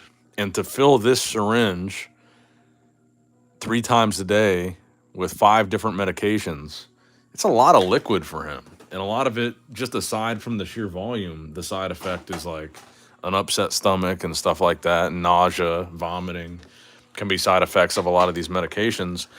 And that's the other one. I haven't been giving him the they gave me like at least a dozen medications that I could give him. They gave me an appetite stimulant. I think I've got it over here.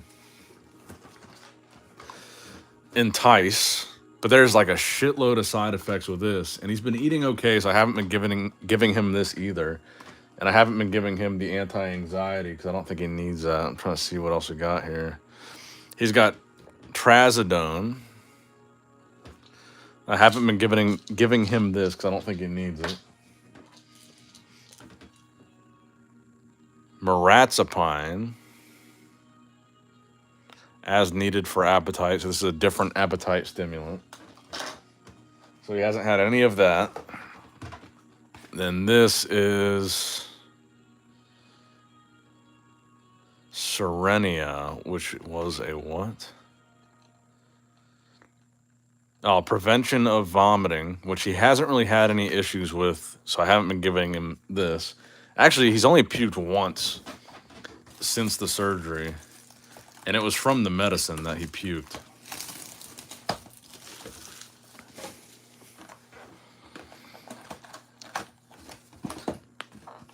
Which I will say, I do appreciate that this vet was so thorough, because they gave me all the medications that he needs, like the antibiotics and just all this different stuff to help keep him, just to keep him healthy. But they also gave me like every possible scenario: the appetite stimulant, the antidepressant, the anti-anxiety, the anti-vomiting. They gave me every possible thing he could possibly need. Oh, Chibi Mothman. I pulled several of these. Number 18.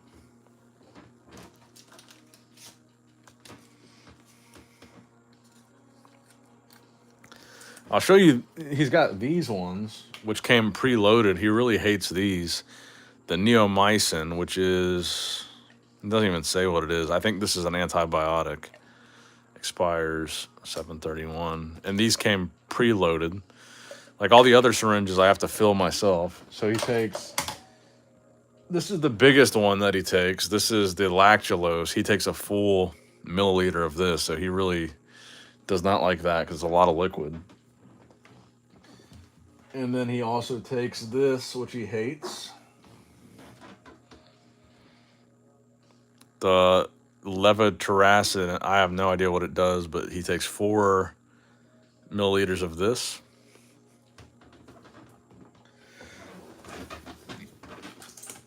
And again, it's 3 times a day. So he doesn't love it. But yeah, maybe when this stream is done, maybe he does need the pain medicine because he's been barking a lot tonight. So maybe he's trying to tell me something. Although I did give him the pain medicine at 5 p.m.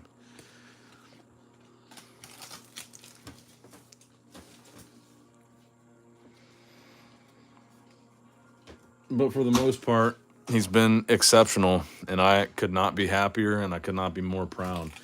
Because I was telling you guys on the last stream, I don't know if all you guys were here, but I was like a nervous, anxious wreck because we found out about the liver shunt in May, and then the surgery was scheduled for the 27th of June, or no, the 26th.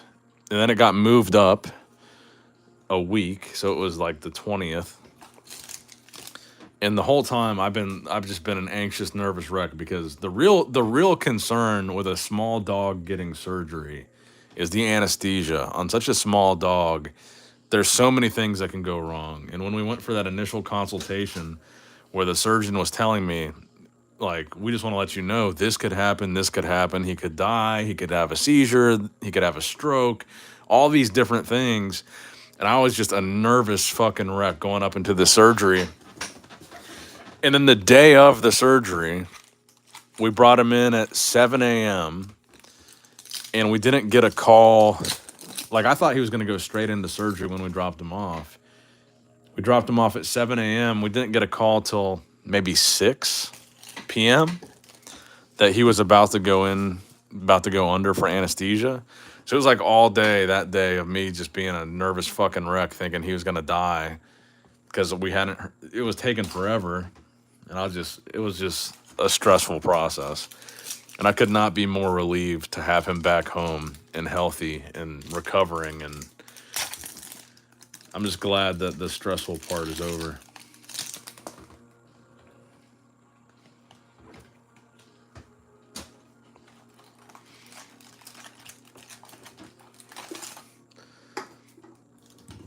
I got to go to bed.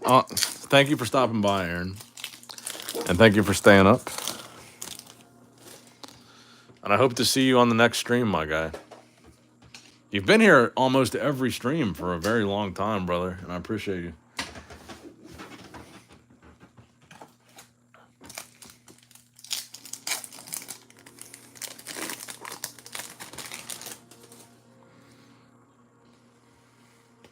Black cat.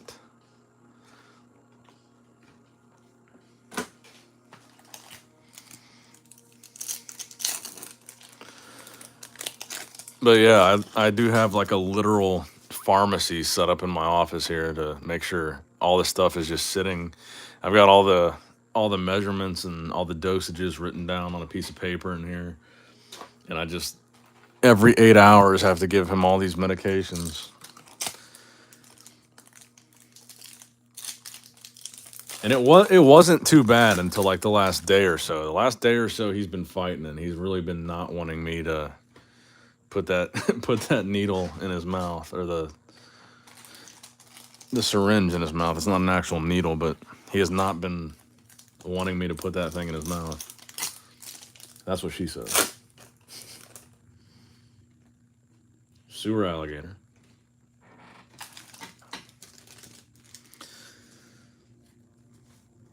And honestly, I really, even though I'm giving him all the medications that they said he requires, I honestly don't think he needs all of them because he's doing so good. But maybe he's doing so good because I've been so religious about giving him the medication. But honestly, the first day we brought him home, he was doing fantastic. If I'm not here, I'm at work normally. I always try to show support. We appreciate you, bro. We're always glad to have you here.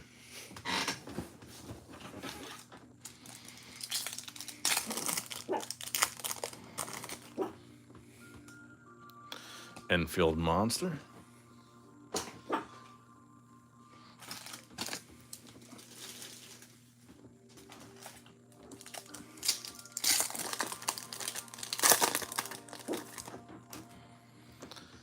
Man, I've got a mess to clean up when this stream is over. The box that I've been throwing my bulk in is like completely overflowing all over the floor. My trash can, as usual, completely overflowing with packs and boxes and blasters. Aggro Pelter, of course.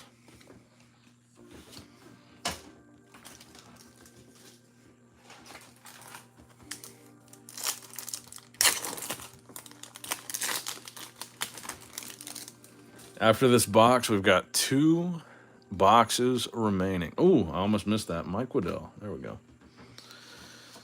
I think you're giving him the exact ones he needs. I keep the same schedule unless he pukes. What's up, Balloon Fight?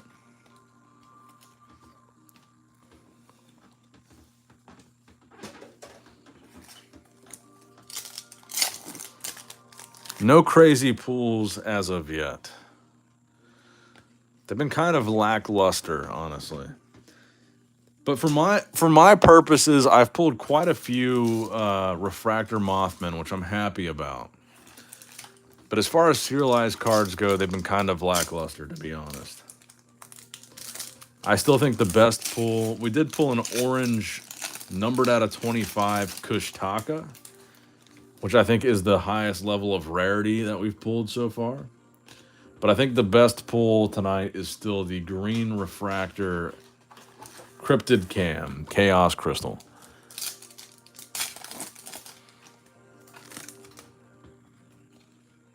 And there's our Cryptid Cam, a walking Sam.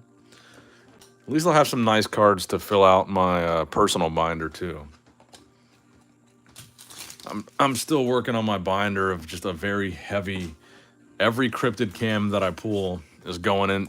I want as many pages of Cryptid Cams as I can possibly have. And there it is again.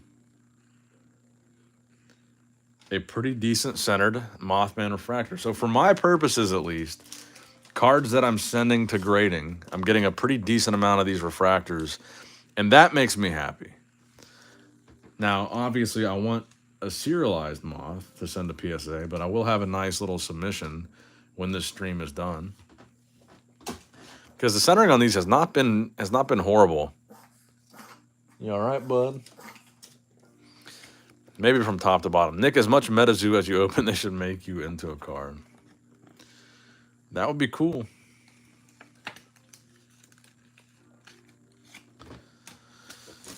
I think I haven't seen her in the chat for the past couple streams, but Mariah, aka Mariah's Mystery Dungeon, she's an artist and she made a really cool painting of me and a Mothman and a Charizard. And last I talked to her, she said she was going to try to make that into, she's going to take the art that she made and make it into a custom Metazoo card for me.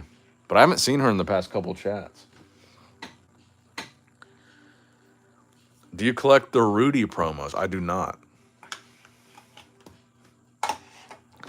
I only really became a viewer of Rudy through Metazoo. So I wasn't a fan of his prior, per se.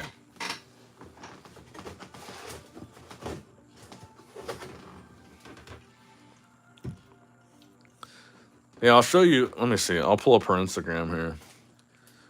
I hope she's all right because I don't think she even read my last Instagram message, and I haven't seen her in the chat in a while. Let me see here. Last we talked.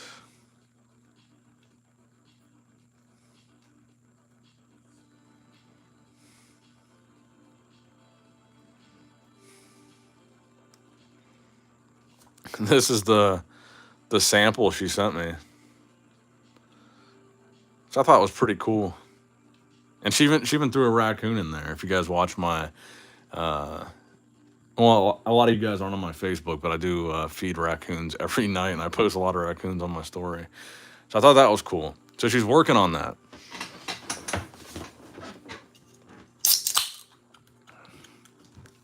And I will say she's a class act. I offered to pay her for her because she did this. She did this kind of randomly and just showed me it after it was done. And I said I'll pay you and I'll give you some money for it. She declined and she said no. I just wanted to do this. So shout out to her.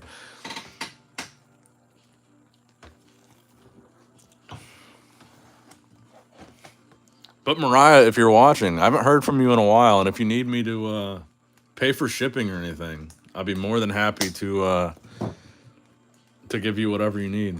Because I'm excited for that, and I want to put it. I want to display it with these. I'll get like a card display thing and put it up there on every stream. I'll give you a nice little shout out. She should put a hedgehog on it. I don't think she's not an OG, man. She doesn't know about the hedgehog days. I actually did apply for a permit from the Ohio Department of Wildlife to have a pet raccoon. So that's something I'm also working on.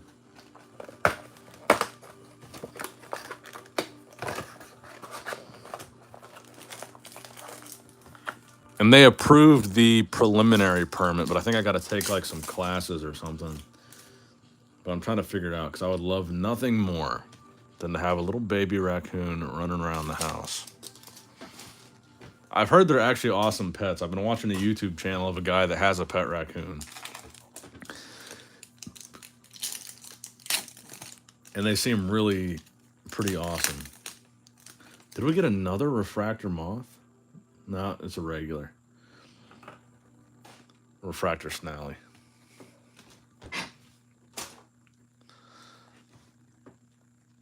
Yeah, I'm going to wait until Beans is fully recovered from the surgery and stuff, but it's definitely something I want to explore in the future. I've always been a fan of like really weird, exotic pets, hence the hedgehog. And ever since the hedgehog, I thought about maybe getting another one. I looked at like sugar gliders. I looked at getting like a chameleon. I always wanted like something unique and different after hedge. I didn't want to get another hedgehog. I didn't want to feel like I was replacing him. And I will say that was one of R.I.P. Hedge, man. That was one of the best pets that I ever had. He was really cool. And I think they're a lot smarter and a lot more like loving than people realize. They think like a hedgehog, it's real small. It's like a gerbil. And they're like, it's not, they don't think it's like a dog, but like every night, I was living with my parents back when I had to be like 23 or 24. And I had the hedgehog. And every night before bed, we would curl up in my bed. We'd watch TV. He'd lay on my chest. He was just like he's very chill. But everybody else that met him, he didn't like. And he would put up his spikes and he would hide in a ball. But with me, he would never put up his spikes. He would just cuddle with me, lay his spikes down, and just lay on my chest. He'd lay on my neck. He'd sleep in my armpit. He's a very cool pet. Thanks for stopping by, Sly. I appreciate you. Watch him pull the moth right after I leave. After this box, we only got one box left. Beans, don't be licking your scab, buddy. That's the other thing that Beans has really impressed me on is they told me he had to wear his like a neck cone 24/7 so he doesn't lick his scab. And I kept it on him the first couple days and I took it off. And if I'm in the room, 9 times out of 10, he doesn't even look at it. He doesn't try to lick it. He doesn't really mess with it. But the thing is, They shaved his whole underside. So there's a bunch of not scabs, but they kind of nicked him with the razor in a bunch of places on his belly. And he licks those, but he's not really interested in the scab. But I think where they nicked him with the razor is what irritates him the most, because it looks like they look like they would be itchy. So if he ever does try to lick, that's all he ever really goes for. And he never goes for his actual incision cut, which is good. He's really been good about that. And I'll let him run around, and he doesn't do, like, when he runs around without the cone, he doesn't try to do anything. So he's been pretty good about that. But just out of total caution, when we go to bed, I do put I bought a soft cone, because they gave me one of those hard plastic cones, and I bought a soft, like, what would you call it? A fabric cone off of Amazon, and I'll put that on him at night, just because I can't watch him 24/7 while we're sleeping.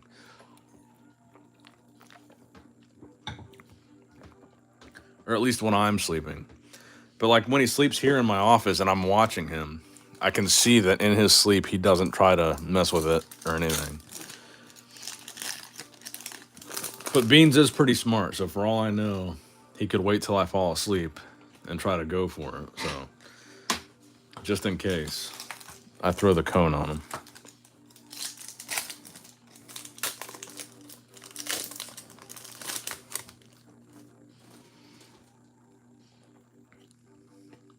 Chibiquetza. Man, I've got so many stacks of refractors here. What are you doing, buddy? Don't worry, we'll get you medicated here after this next box.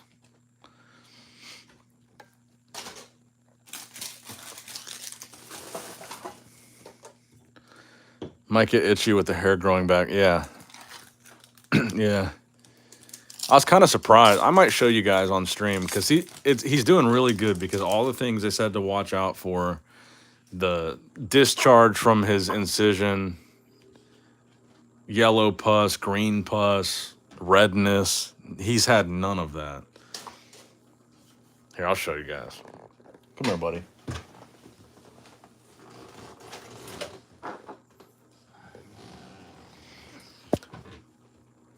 That's the big incision in the middle is the big surgical cut, and it's healing so good. I mean, that's a perfect, just regular scab. It's scabbing up nice. It's not red. It's not pussy. It's not swollen. It's not leaking. But you can see all these nicks, all those little marks that you see on his stomach. That's from the shaving. That's not from the surgery. And that's what's bothering him. But yeah, the big incision, and it's really big for such a small body. It's healing really good.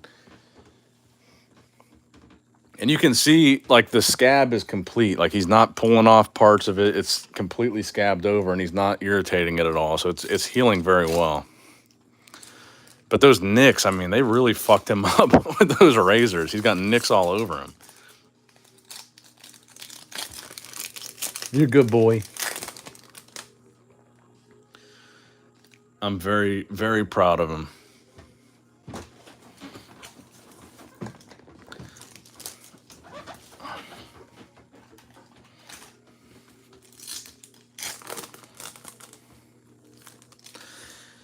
Yeah, I have some onesies for him that I had been having him wear, because it kind of covers like half the scab. But honestly, he's been so good about it, because I've been watching him 24/7. I don't do anything without him. I've been staying home, and if I work out, I bring him into the gym with me in my basement. If I'm in my office working, I set him up on the desk. If I'm in my bedroom, he's in bed with me and I'm watching him. I've honestly never even seen him try to lick the actual scab. He just goes for those nicks on his stomach that are nearby, and I just don't want him to get carried away.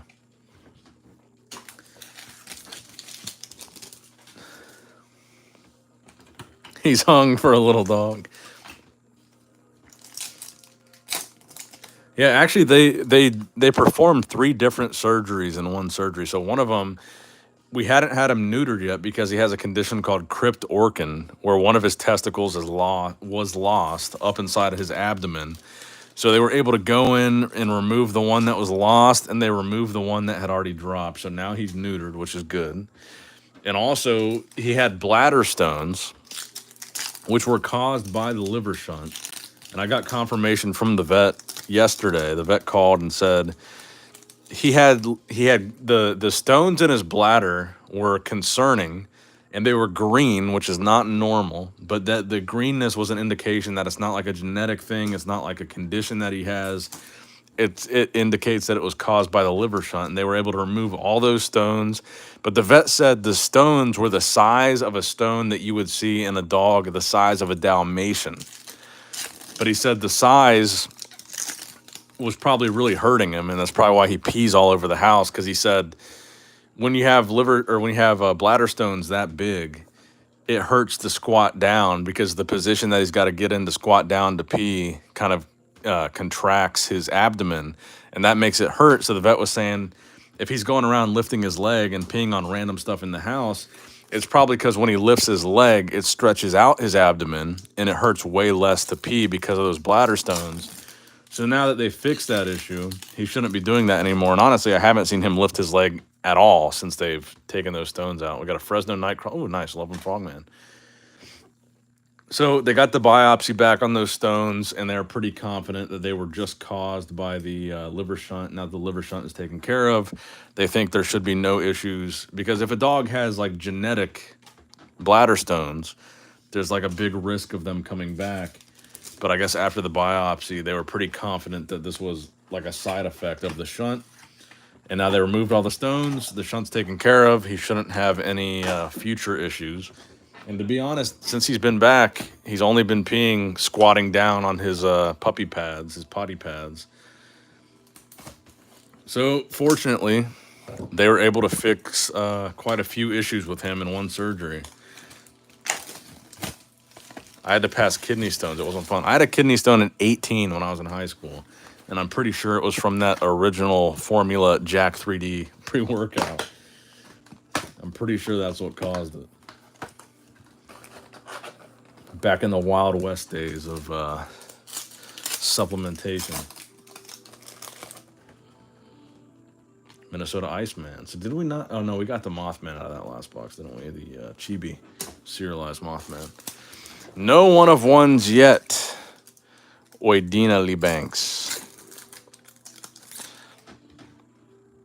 Well, not tonight, but I have pulled a one of one Babe the Blue Ox in the past. That OG Jack 3D.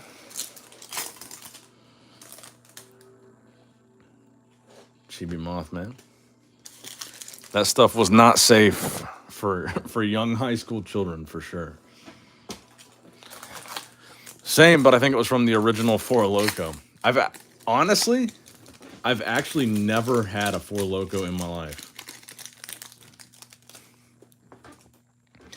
It was a big thing. Oh, nice. A Mantis Man orange refractor. Not what we want to be our orange refractor, but nonetheless, I hope that's not our only hit for this last box.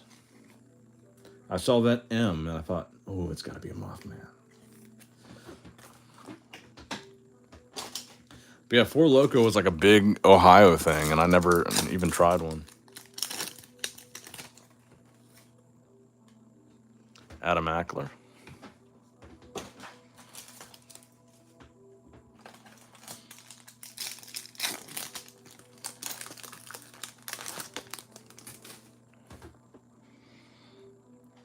Giant salamander.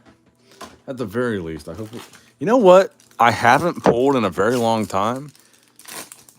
It's just a regular old cryptid cam Mothman. Not serialized.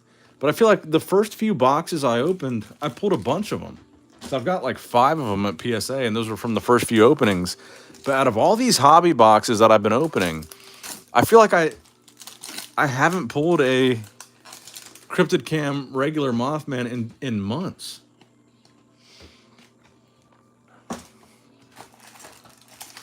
I feel like that might be a valuable card in a PSA 10 too. And like I said, I've got 5 of them at PSA, but I feel like I don't pull very many of them at all. And And I haven't pulled one in a really, really long time from anything, blasters or hobby.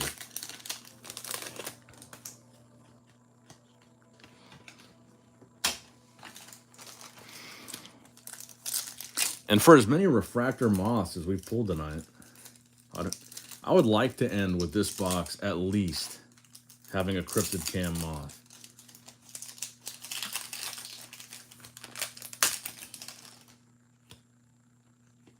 A growth.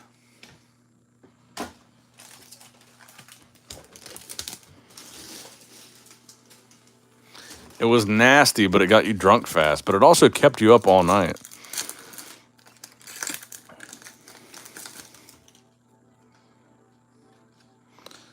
Loveland Frogman in a Space Penguins refractor.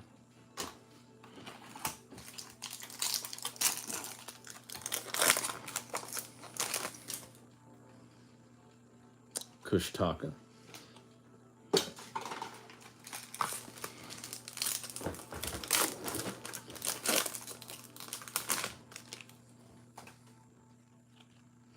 Nice Piazza bird there.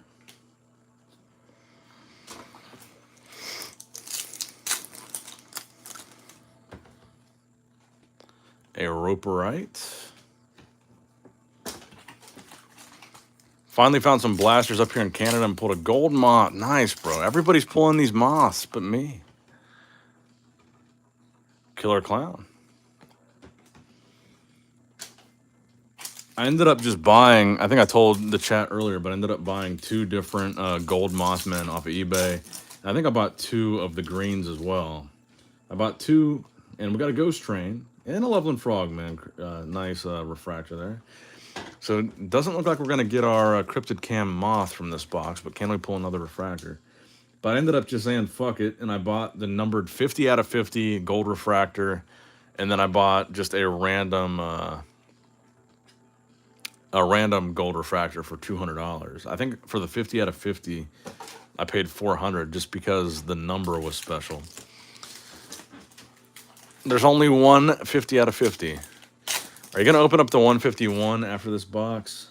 Honestly, I might save it. Because I got a lot of cleaning up to do here, and I feel like Beans needs his medication because he's been a little whiny.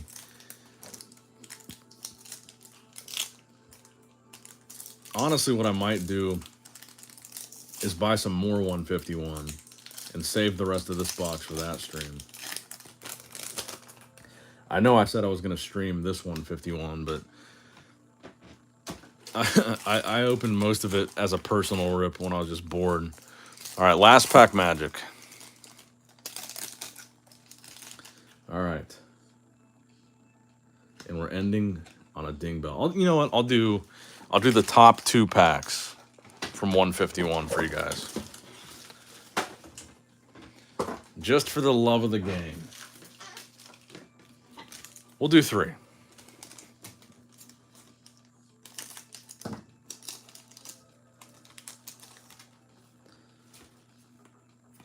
A Tentacruel and a... Oh, that's a nice Chansey. Tina would have liked that one. Chansey was one of Tina's favorites.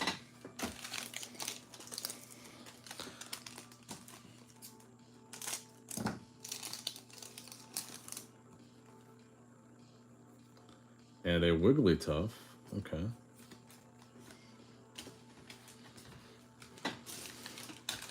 All right, last pack of the night, guys. Can we end on a Zard?